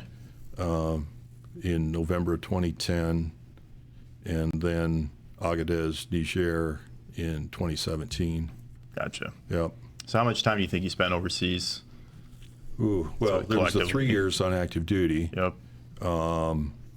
Let's see. So 4 months in 03. In 2009, I think that was 4 months. So there's 8. And then 10 was like 5 months. That was an odd one. So 5 months there, and then 6 months in Agadez.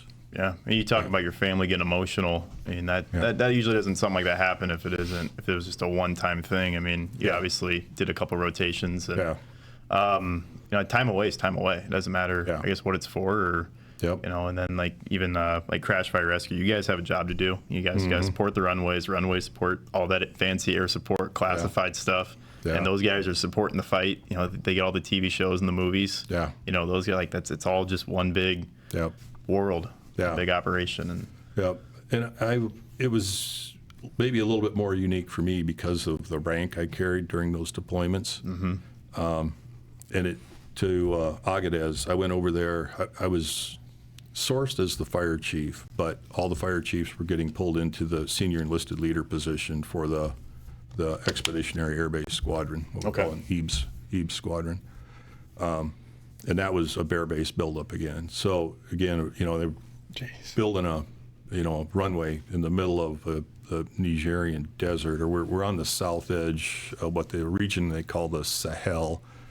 It was just call it hell, but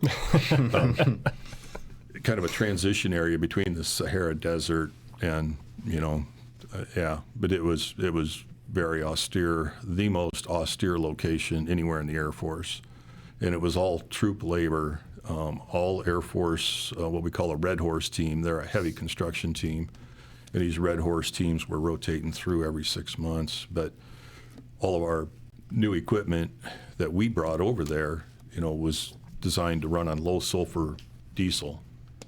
You can't get low sulfur diesel. They told us that fuel filters that would last years in the States wouldn't make it 6 months over there because the quality of their diesel fuel was so poor.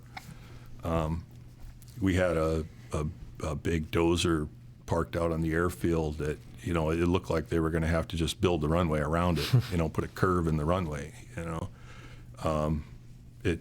the thing had stopped running, and they didn't have any equipment that would with the capability to move it. I see a lot of your logistics probably Southern Europe. I mean, that's you guys. Yeah, we were in a straight line. We were 3,000 miles south of Ramstein, Germany. Okay. It was. You're probably just that far east to go to Djibouti. I mean, Africa is so big. Yeah. Oh. I didn't realize that until I went there. Yeah. And, like we did 36 hours, and I got us into the midway point. Yep. From Djibouti, Africa we went to It's incredible. Mali. We went through Niamey, Niger. Oh, okay. And it was forever. Yeah. And we weren't even there yet. So yeah, I did a briefing on the deployment at the Air Force Fire Chiefs Conference, and we do a separate guard breakout. But I had a map, and they refer to it as the tyranny of distance in Africa. And on this map, superimposed on the continent, you had the United States, all of Europe, all of China and Manchuria. I don't know if USSR was in there, Great Britain. I mean, it just, everything fits inside that border. Inside. The globes that everyone is used to looking at as a grade school student, they don't show Africa to scale. Mm-hmm. Yeah. It is just massive. It's incredible. We barely kept our food supply going. We had food that would come out of, I think, Qatar or United Arab Emirates, and it would come on ships around the Horn of Africa and go into the port at Lomé, Togo. It would sit at the port and have to clear customs, and these were frozen food containers. So they had diesel, compressors running to keep the food refrigerated, or you could plug them in, and if you had the right electrical current, they would operate from that electrical current to keep the refrigeration systems running. And inside these containers were a temperature device, thermometer, that would track the temperature of the inside of that container. Well, it takes so long for that container to reach us that they'd run out of paper. And we wouldn't know if it had ever thawed or anything. Yeah, well, dropped. They knew it had Rose thawed enough. because there was frost on the outside of the packaging. So they knew it had thawed at some point. Yep. But we were so short on food that our public health officer had no choice but to allow it to be used to be served. If she didn't allow that, we wouldn't have had food. Well, you'd find food just in unorthodox ways, and probably ways that weren't approved by There were Uncle a lot Sam, of camels but- running around loose. Yeah, donkeys too. Chief, I don't know if I told you, so Dave Ferris, he was there after us, and they ran out of food, and they sent him into town to get goats. Yeah. I'm sure. Yeah. That's not. Yep. Ryan was That's there. amazing. Yeah, Yep. our two fire trucks were, I believe, an 86 and an 87 P19. Yep. So, Yeah. Wow. yeah. That's awesome. That's the awesome. port of- Ben says that's awesome. The port of Lomé, Togo was the same distance to our installation as El Paso, Texas to Chicago. It took 2 weeks, 2 weeks of driving, because there was only about maybe 50 miles of paved road I was going to coming say, out of the not a port. lot of road running around there, is No, there? it was all just gravel, driving riverbeds, and Wow. just gravel roads. Yeah, I remember when we were gone, daylight savings happened. And someone goes, "Is there daylight savings here?" I'm like, "There's barely roads here. I don't think daylight I don't think savings they pay attention to that. is on the important list." Yep. No. Ben, did you ask that question? I believe it or not, I did not ask the question. I had a buddy. Yeah, this guy I know. He's just like asking for a friend. But, as far as firefighting goes, though, in the military, you never know where you're going to do it. Yeah. That's something that gets lost to common folk like myself too. Sometimes is the logistics that goes into any branch of the military, really, because they all have to do it at some certain point. But like you're talking about building a runway from scratch, that is insane to think about. Once we're used to whatever we have here, right? But or drilling for water. Almost the entire time I was in Azraq, Jordan, we didn't have a decent well, and we were trucking water in. And one time they opened up a tanker that was bringing water in to the installation. They had put water in a truck that had previously had fuel in it. Oh, nice. Kill the germs. Yeah, and like I said, bathing every other day. I guess that's a question. Like when you're building the airport, you're talking trucking in drinking water and stuff. Like, where does the water for the fire trucks? Where does the engines get their water? The water supply for putting out an aircraft fire? Where does that come from? It's very, very limited. We would go to a water tower on the Jordanian part of the base and fill them. Trying to think.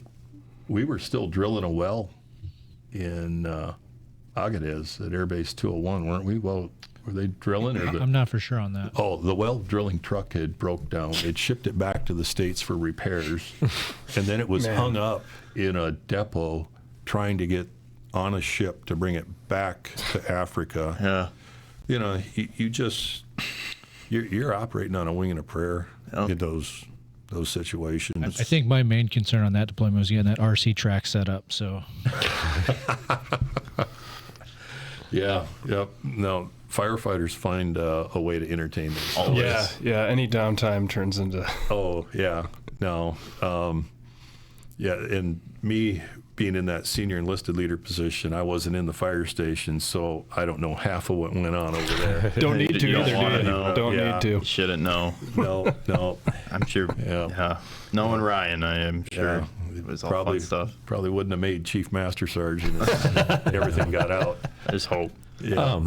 Do we want to take a short break and stuff, and then come back? And we're about an hour 45. Real quick though, for the listeners and stuff, because I had to look because knowing familiar with just some aircraft and stuff, but that, and to not realizing that when you say the Antonov versus sure some people are familiar with our C5s with the United States, our biggest cargo airplane. An Antonov is technically, it's very comparable, but it's actually bigger. It carries a bigger payload. So when you're talking these planes these are massive, huge cargo planes that are coming, because the Antonov, the Russian Antonov, they had two. The older version was the largest cargo plane ever built, and then they had a smaller version that is the second largest ever built. So it's technically bigger than our C5 even. Yeah. So, because correct me if I'm wrong, maybe I have my aircraft's wrong, but if you broke down a C-130, you could put it in a C5.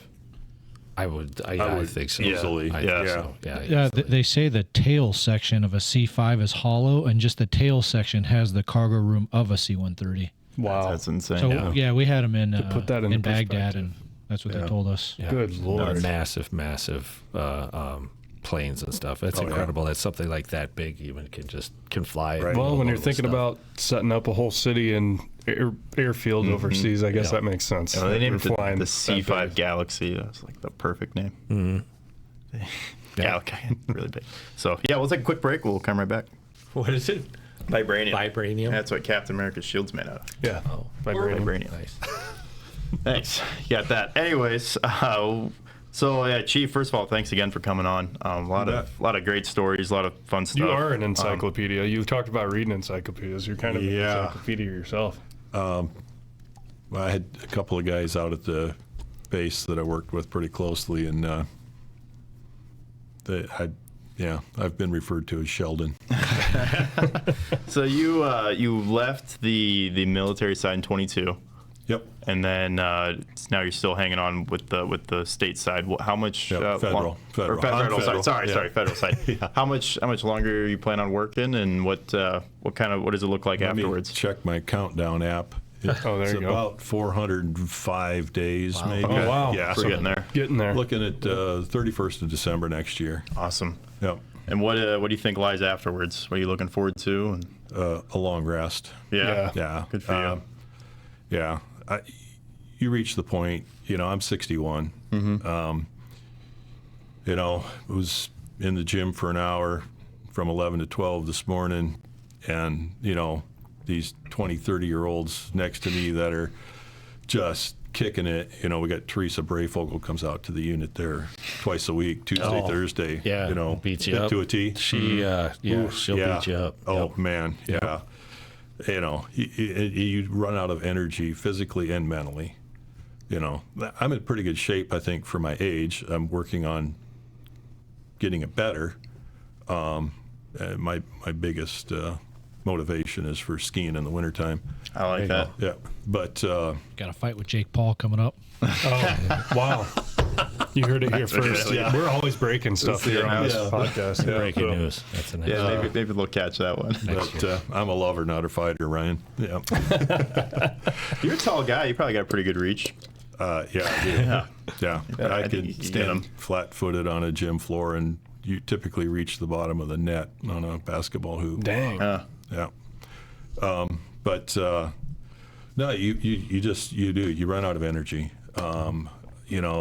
Just physically, I felt it in the 50s, 50th birthday, got out of bed, made coffee, coffee's done, pour a cup. I'm thinking to myself, hey, I feel really good. For 50 years old, I think I'm doing okay. All of a sudden, I get this stabbing pain in my left knee, like, all I did was get out of bed. Yeah.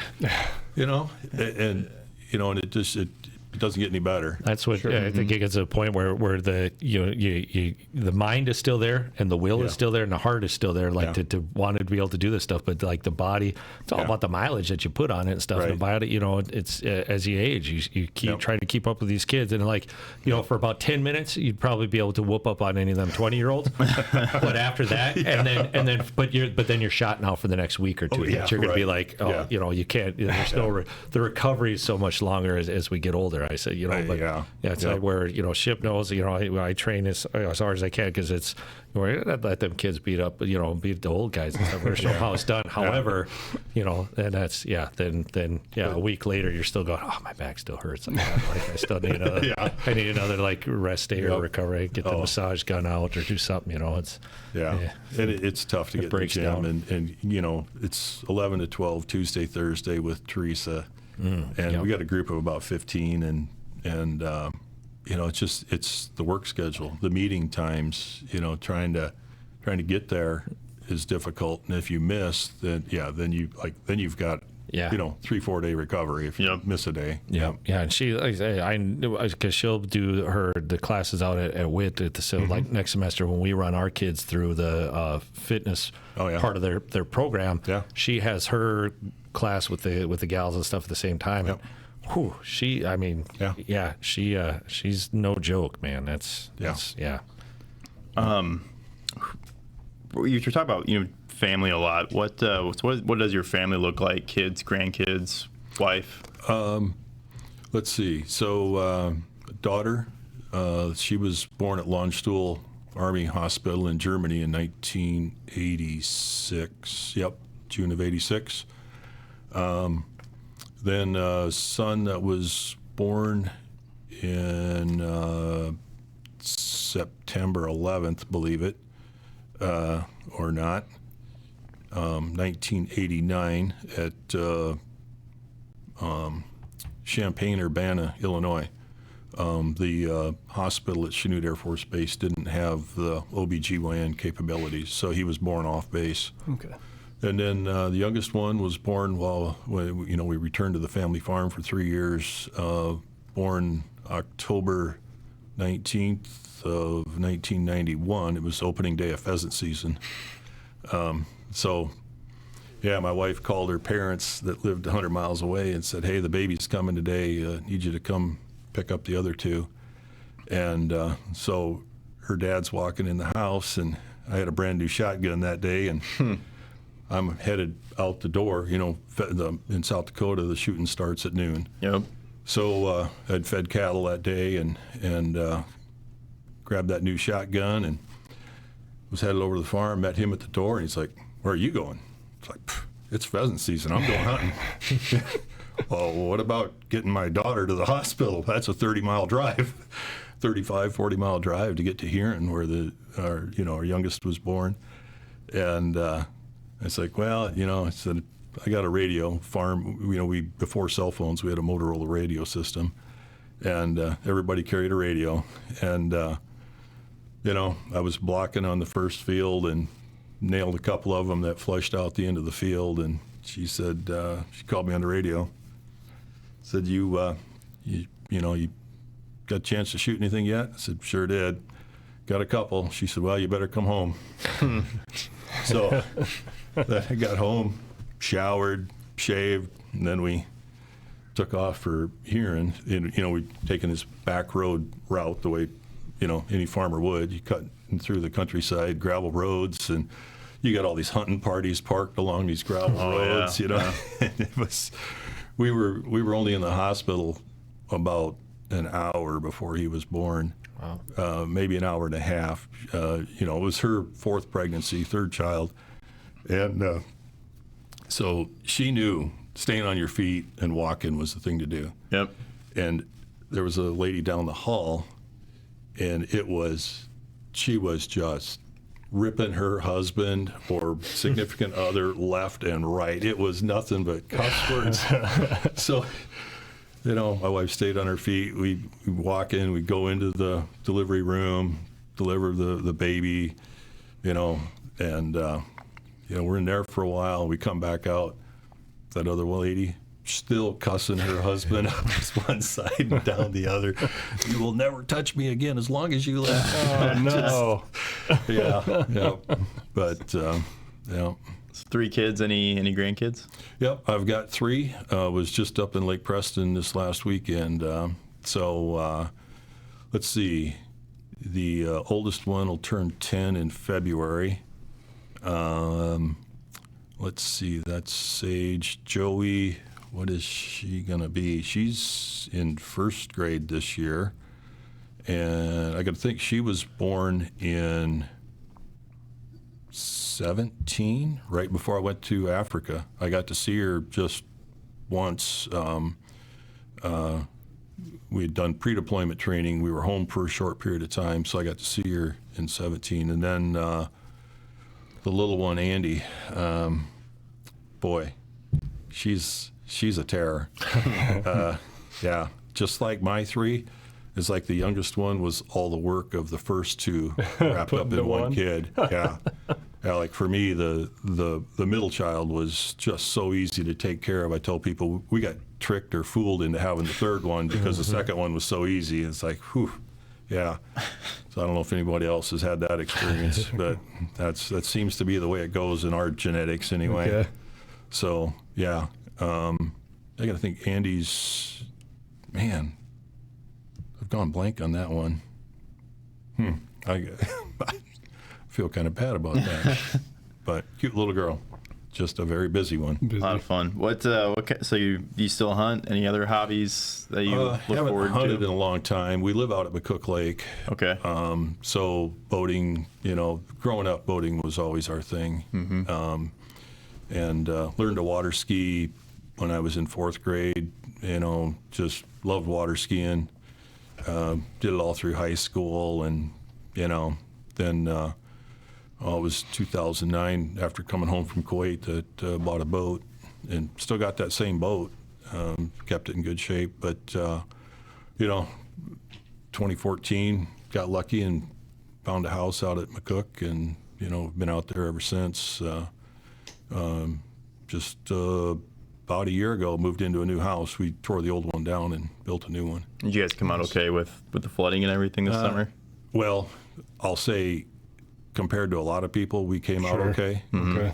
We had about 33,000 in damage. Wow. Our flooring in the basement was about 7 months old. Oh, that's too bad. So called Mozak's up. Hey, remember that order we placed a few months ago? Can you just, do that again? yeah, I got photos where the water on the outside of my basement windows is about 14 inches high, and we had about 4 inches in the basement. That's too bad. Yeah, they figure about 10,000 an inch. That's, pretty good estimate. Wow. Yep. So I'd taken the doors off the hinges and put them up, and, but lost door jambs, trim. Didn't have to cut any sheetrock off. Like I said, we were lucky. Yeah. And we count our lucky stars. So, yeah, wife and I right now, we're both involved in the Union County Long-Term Recovery Group, VOAD. We just got our incorporation with South Dakota. We've got our 501c3 approved by the IRS. So, Oh, nice. Wow. any major businesses out there, we'll be knocking on your door soon. Sure. Yeah.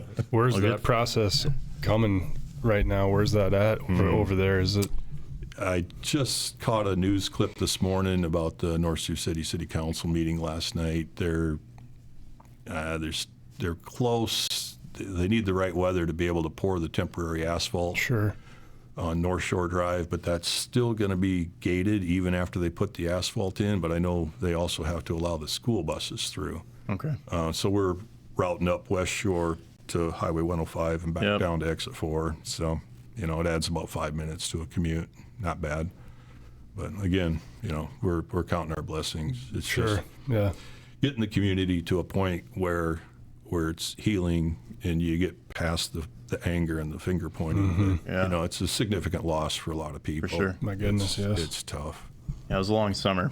Yeah. I can only imagine for the people out there. So, Yeah. Kudos to you guys for being part of that. And Yeah, I'm chair of the finance committee, so I'm told. Okay. That's what you get for showing up for a meeting. Yep. yeah, pretty you much. get, if you don't show up, you can get volunteered for worse too. So. Yeah, so I got to figure that one out. So when you said skiing earlier, you're talking water skiing, not snow skiing. Yeah, that was water skiing. Yeah, Okay. but I do you snow slalom? ski. Well, I used to slalom. I'm too old for that. That's too hard, man. That's wild. Yeah. I always had to get up on two and drop one. It was a rare day whenever I got up on a slalom ski. No, it switched to kneeboarding. I love kneeboarding, and but you got to have water like glass, rough water, and kneeboarding. Yeah, that's they pretty don't tough. mix. Yeah. You ever try to get on a wakeboard or anything? I have not. No. You got the big wake boats out there. Yep. There's 2 or 3 of them. They're incredible boats. Yeah. Man. But, I'll take my $9,000 19-foot Larson. There That's you a go. 1995 or 97 model. Just keep doing the maintenance. It does what we need it to do. It's a 10-passenger boat with the Ford 302 in it. I don't know. That's all the fun. That's just fun. We had it really detailed and polished up. Tyler Schrunk did an amazing job. It's just, boy, hire somebody like that to polish your boat. It's just, whew. Yeah, worth every penny.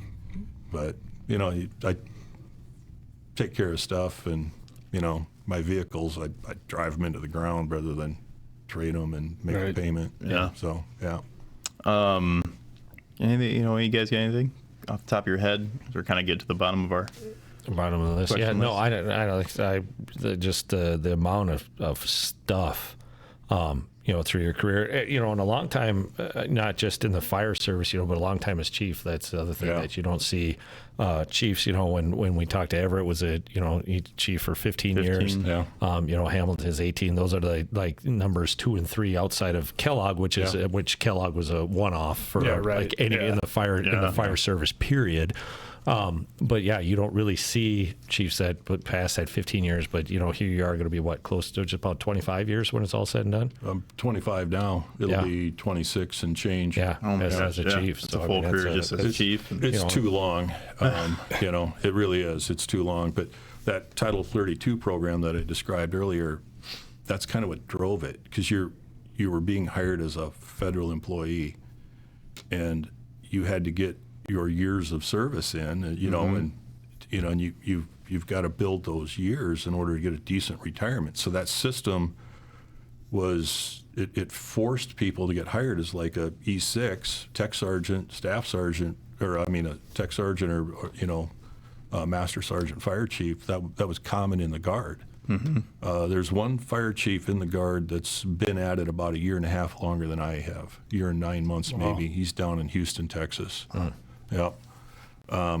I thought I was the oldest and longest serving, but this guy's got me beat. Just figured it out a couple of weeks ago. A little bit, though. Yeah. Well, I mean, you're still you're still one of the longest. I mean, that's still something to, and and people don't think about Sioux Gateway. I know you say it's a small airport, but people don't realize it's kind of unique in that the amount of different air traffic that you actually get through there in airspace, because you've got commercial, we got civilian air traffic, you got military air traffic, you got wings that's down there, so you got medical coming in and out, plus some fixed wing stuff that comes in and out. So I mean, you've got a whole bunch of a slew of stuff that you're responsible for. I feel like Omaha, like not necessarily the Eppley's volume, all commercial or cargo, and then you got corporate, and then you got the military base. It's a whole different. Right. So to be mixed like that, that's actually probably more rare than you'd think. Yeah. Let's see. Joint use airports is how we refer to them. So there's, like I told you, I think earlier I said there was 62 fire departments. There's only about 57 full-time fire departments in the Guard. The other ones are just drill status only, like Des Moines. You know, they had a full-time department and they were shut down in 2014 when they went to a remotely piloted aircraft. But so they've got a traditional Guard military fire department, but no full-time staff. One person. Okay. So yeah, 57 of these joint use airports around the country. Or the whole country. Yeah. That's small. I mean, that's not a huge amount of company for what you guys do, kind of thing. So people don't realize the uniqueness of Sioux City with a lot of different aspects of just the city and the way even the city, the fire department. Even us with our accreditation ISO and stuff, that we're in the top 0.5%. Only 8 municipalities now in the entire United States that have accredited police comm center, ambulance, and fire service. So I mean, we're kind of same thing. So. What happens now? So next year, retiring. So because the process kind of, I mean, they haven't hired your position for 26 years. Baker's taken over on the Guard side. So what happens now? What's the process look like? Can somebody on the civilian side now, because you're federal, could they just be a federal employee, or do they have to have military to come into your position now? Well, yours specifically, not the you don't have to be a military member, but having military experience is certainly going to help. Sure. So now that if the position stays Title V after I leave, and I certainly hope it does, because it makes for a much easier transition, it opens the door to other avenues, of hiring somebody. You're not looking at hiring a young military person the way you do in the Title 32 world. So it gives us some options. There's the potential for someone who is near retirement with the state of Iowa, one of our airport firefighters, or assistant fire chief, people that could potentially retire from the state of Iowa in their IPERS retirement that they have there, could then come into a federal position. And be in a whole different system. Yeah. So, that's kind of, we're looking at some rock solid internal candidates, and even looking further down the road. So they could do 5 years and reach age 62 and get something out of a federal retirement. Yeah. Is that what you guys have to go to, 62? Well, we don't have to. It just that there's a little bit, for me, there's a bigger payout for staying till 62. Yeah, it's a fairly significant, for me anyways, enough that you're going to stick around. Yeah, right. I'm this close. It's like, okay, I'll hang in there, But so this Title V thing, it does open the aperture for the candidates to apply. It's just gives us better options. Yeah, absolutely. Very nice.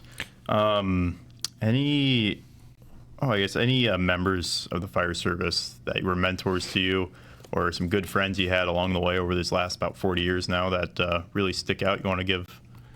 I've worked with some great people on Sioux City Fire. Just wasn't hardly anybody, didn't get along with. But You know, Don Smith and Jim Clark were great. You know, I got treated very well by Jim Diamond, Orville Teeley, you know, no complaints about Everett Meyer either. But as assistant chiefs, you know, Orville and Jim Diamond kind of stand out. You know, I kind of felt like maybe somebody was taking care of me. That's really cool. Yeah. Trying to think, you know, worked with AC Wilson, you know, on Engine 7.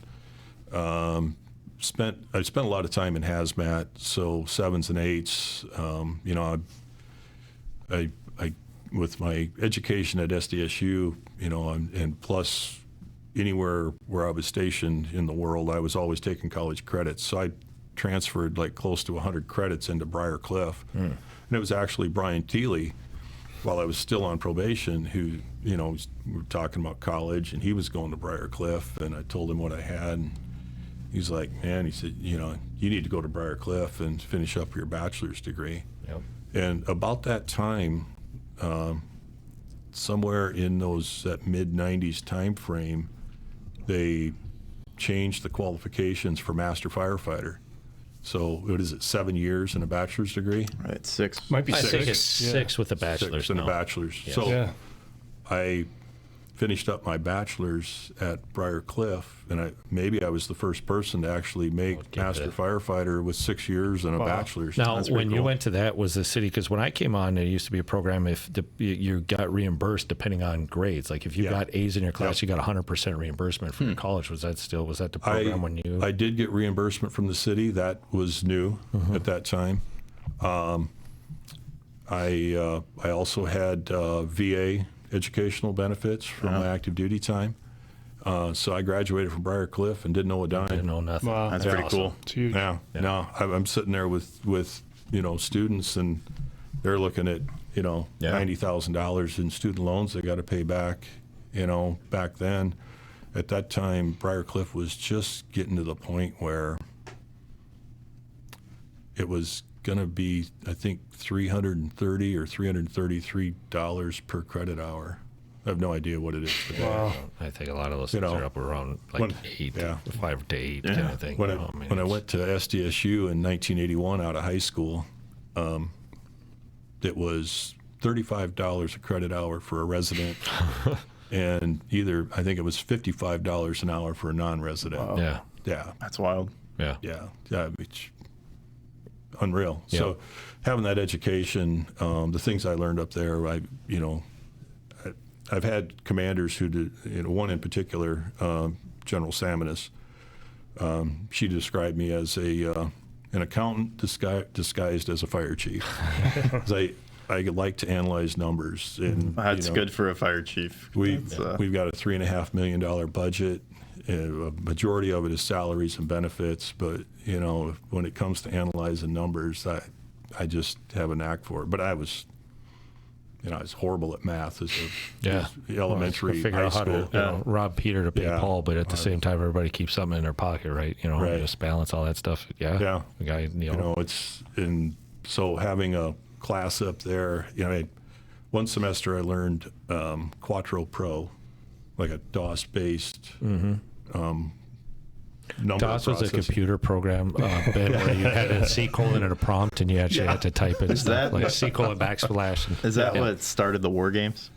Matthew it Broderick? was like that was a very DOS looking type. Yeah. Yes. Yep. Same Yeah. thing. Okay. Type God. system. Yeah, I'm you surprised you actually pulled had to that one out. That's and that was pre, I've been impressed today. That was pre with the Windows. Like Chernobyl you and, could actually you had to go I watch to a lot of TV at 8. you had to go into Windows through DOS. You had to type the pathway, and then you could get to Windows, and then you could do stuff. Yeah. Oh, man. WordPerfect, I think, was the word processing program. It just, Yep. you know, and in the semester break, they switched to Windows. They had a book called DOS for Dummies that you could read. That was like, you know, yeah. So then we went to Windows 3.1. Mm-hmm. Everything I learned was a complete waste of time. Yep. And I got into, you know, the Excel. We had a, you know, microcomputers applications class. A guy named Bob Corio taught it. He was awesome. He was my advisor. the other business program, George Franchidakis, who, what we have, quantitative methods of finance and management. Oh my God. Yeah, that was, but good stuff that, I've used in my career. You're actually using it. Yeah, So. absolutely. No, it's been good. So. All right. Well, Chief, first of all, thank you for all your service, but with the military and then down at the base. It's a long career, so you have a well-deserved retirement to look forward to, and thank you for everything. Thanks for coming on today. A lot of really cool stories. Any parting advice that you'd like to give people just starting out? Great question. How about I'm glad that? you asked. We're going to hire 11 people. I'm sure there's some. Yeah, we got a whole. Actually, interviews start tomorrow. So for our newest list that's coming. Yeah. Well, if anyone's applying that has 185th on their resume, don't hire them because I'm sick of hiring people. No, but I know there is probably one candidate. But Okay. Now, as far as advice goes, and I said this to young airmen out at the installation, not just firefighters, but across the wing, if the thought of some additional duty or some job position intimidates you, you need to do it. I like that. If it's intimidating, just believe in yourself and go do it. Don't eliminate yourself from anything. And we were given a tour to flight students from Oracle a couple of weeks ago, and I told them the same thing. Don't be the one that eliminates yourself from a new experience, something you're going to grow from or learn from. Make somebody else be the one that eliminates you, but make them do the work to eliminate you. Don't do it for them. A lot of people do that. A lot of people, like Jerry Bennett was, he talked about encouraging Dan Kogel to take the promotion exam. Look where Dan went from retires that. as an AC. Yeah, and I just there's a fairly new hire out at the 185th in our med group, and I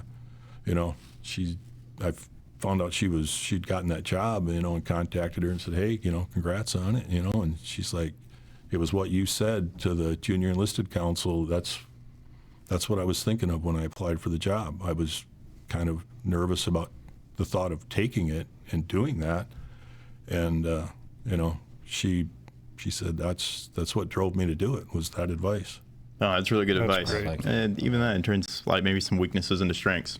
Exactly. That's how I've slowly have approached more hazmat. And I was kind of my first assignment coming out of floating was into a hazmat station. Can't say hazmat was on my radar is like my go-to, but the more you're forced into do it, all of a sudden it kind of becomes you just slowly get a little more knowledge every time. That's why I tell you kids when you come out, it's like if you're going to be in hazmat, let's you got to do it right. Do hazmat. You're here. Yeah.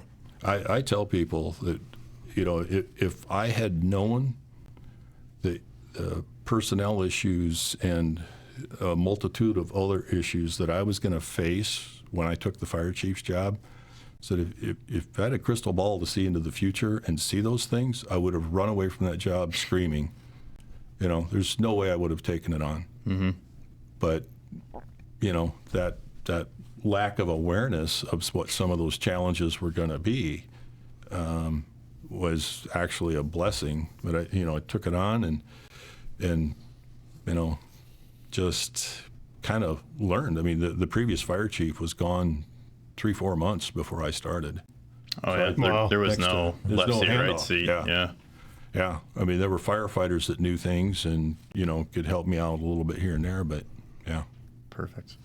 Anything, Chief? Like you kind of touched on family a little bit and stuff, and you could see the emotion in your tone and your face and stuff, and how important family was to you in time away from him and stuff. But anything, because this is a video archive. This lives on the interwebs forever until YouTube disappears. But any kind of message or anything you want to kind of say to your family if they come back and listen to this?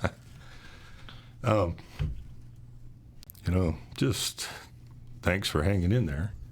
I'm not afraid of talking about challenges in the family. My first wife was a victim of the fentanyl, the painkiller type thing. It was a surgery in 2003 that led to her addiction to the painkillers, and she already had an issue with alcohol, and that combination killed her. Wow. So, that was September 2015. Through a lot of what she was going through and putting the family through, pretty much buried myself in work. And I even had doctors in ICU call me out on it. But that was my coping mechanism. But I loved my work. I loved what I was doing. I felt a responsibility to that as well. And, as much as you might want to cure the addict, you can't do it. They have to do it. Yeah. And, they describe the family as the support group, and it's a rubber band, and it can only stretch so far, and eventually it breaks. And, it was sad that it ended that way. But just thankful that my kids hung in there with me, and they understood what was going on and supported me. Met a great woman in 2016, a little more than a year after. It kind of a funny deal, but I was trying to do Christmas shopping in December of 15, and I was standing in Target, and it was like somebody had nailed my left foot to the floor, and I was turning in circles wondering what to do. And I don't know what the trigger was, why that triggered it, but that's when I decided I was going to start seeing other people. Way too soon to be doing it, but, dating at that age sucks. That's where we're at. If you can avoid that, I would say avoid it. And I eventually just said, I'm done with this crap. If the good Lord intends me to be single the rest of my life, I'll be single. Mm-hmm. And it was a chance meeting, and we have just a great relationship, and really thankful for it. And she lost a husband to cancer, and another one to a motorcycle accident, and so I tell everybody, if anything happens to me, you need to take a look at her. I proposed at the Sioux Falls Airport when I came home from Niger. Wow. Congrats. Yeah, congratulations. No, shocked her, and I didn't let anybody in the family know. I didn't, I should have talked to her family at a minimum, but I didn't. That's a regret that I didn't okay it with her daughters before I did it. But you really got to give credit to military families. It's a lot of work for the military member getting prepared to go out the door, and you're just waiting for that day. If you've deployed before, you're just waiting for the day to get out the door, because then there's no more preparation to do. And the countdown's on the other way. Yeah, right. Yeah, it's the countdown calendar to when you get home, and then the family is suffering. Mm-hmm. They're dealing with all the crap that's going on at home. You got a single parent taking care of the kids and school activities and all that. Then that's the military members got it fairly easy after that point, because your housing is covered, your food is supplied to you. You got to bathe yourself, hopefully, but maybe every other day. But your needs are met pretty much from that point on. You just got to get down range to your duty location. It's really the families that can make or break a military member, and what's going on at home and the struggles there. So, we had one guy in Niger with us, and my wife's daughter works at OBGYN at Unity Point, and she was there to help deliver that baby. They didn't know the connection at the time. They just said, is your husband going to be here for the delivery? Well, no, he's deployed to Africa. Really? Well, my mom's boyfriend is deployed to Africa. Jeez. Yeah. Oh, that's Yeah. What are the chances Fate of that? had Right? it. Yeah. That's really funny. Yeah. Yeah. Wow. So, Laura up there in labor and delivery. Mm-hmm. Yep. You know, and Nancy's got 2 daughters out in the Phoenix area, right in Phoenix actually, and you know, so yeah, but definitely, you know, and as a firefighter, being away from home, 24-hour shifts, you know, again, that it's a burden on the family.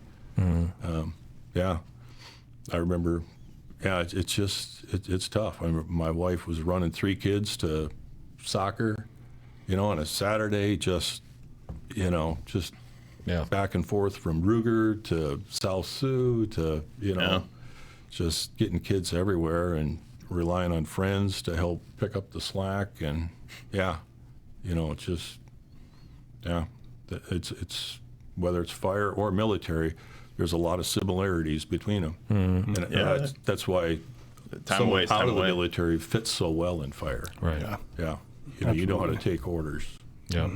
Yep, and follow them, and even if you disagree with them, Still doing. yep, yep. Yeah. You know, that fatal fire on East 2nd Street. You know, there's things that I thought should have been different, but I was given an order on all of it.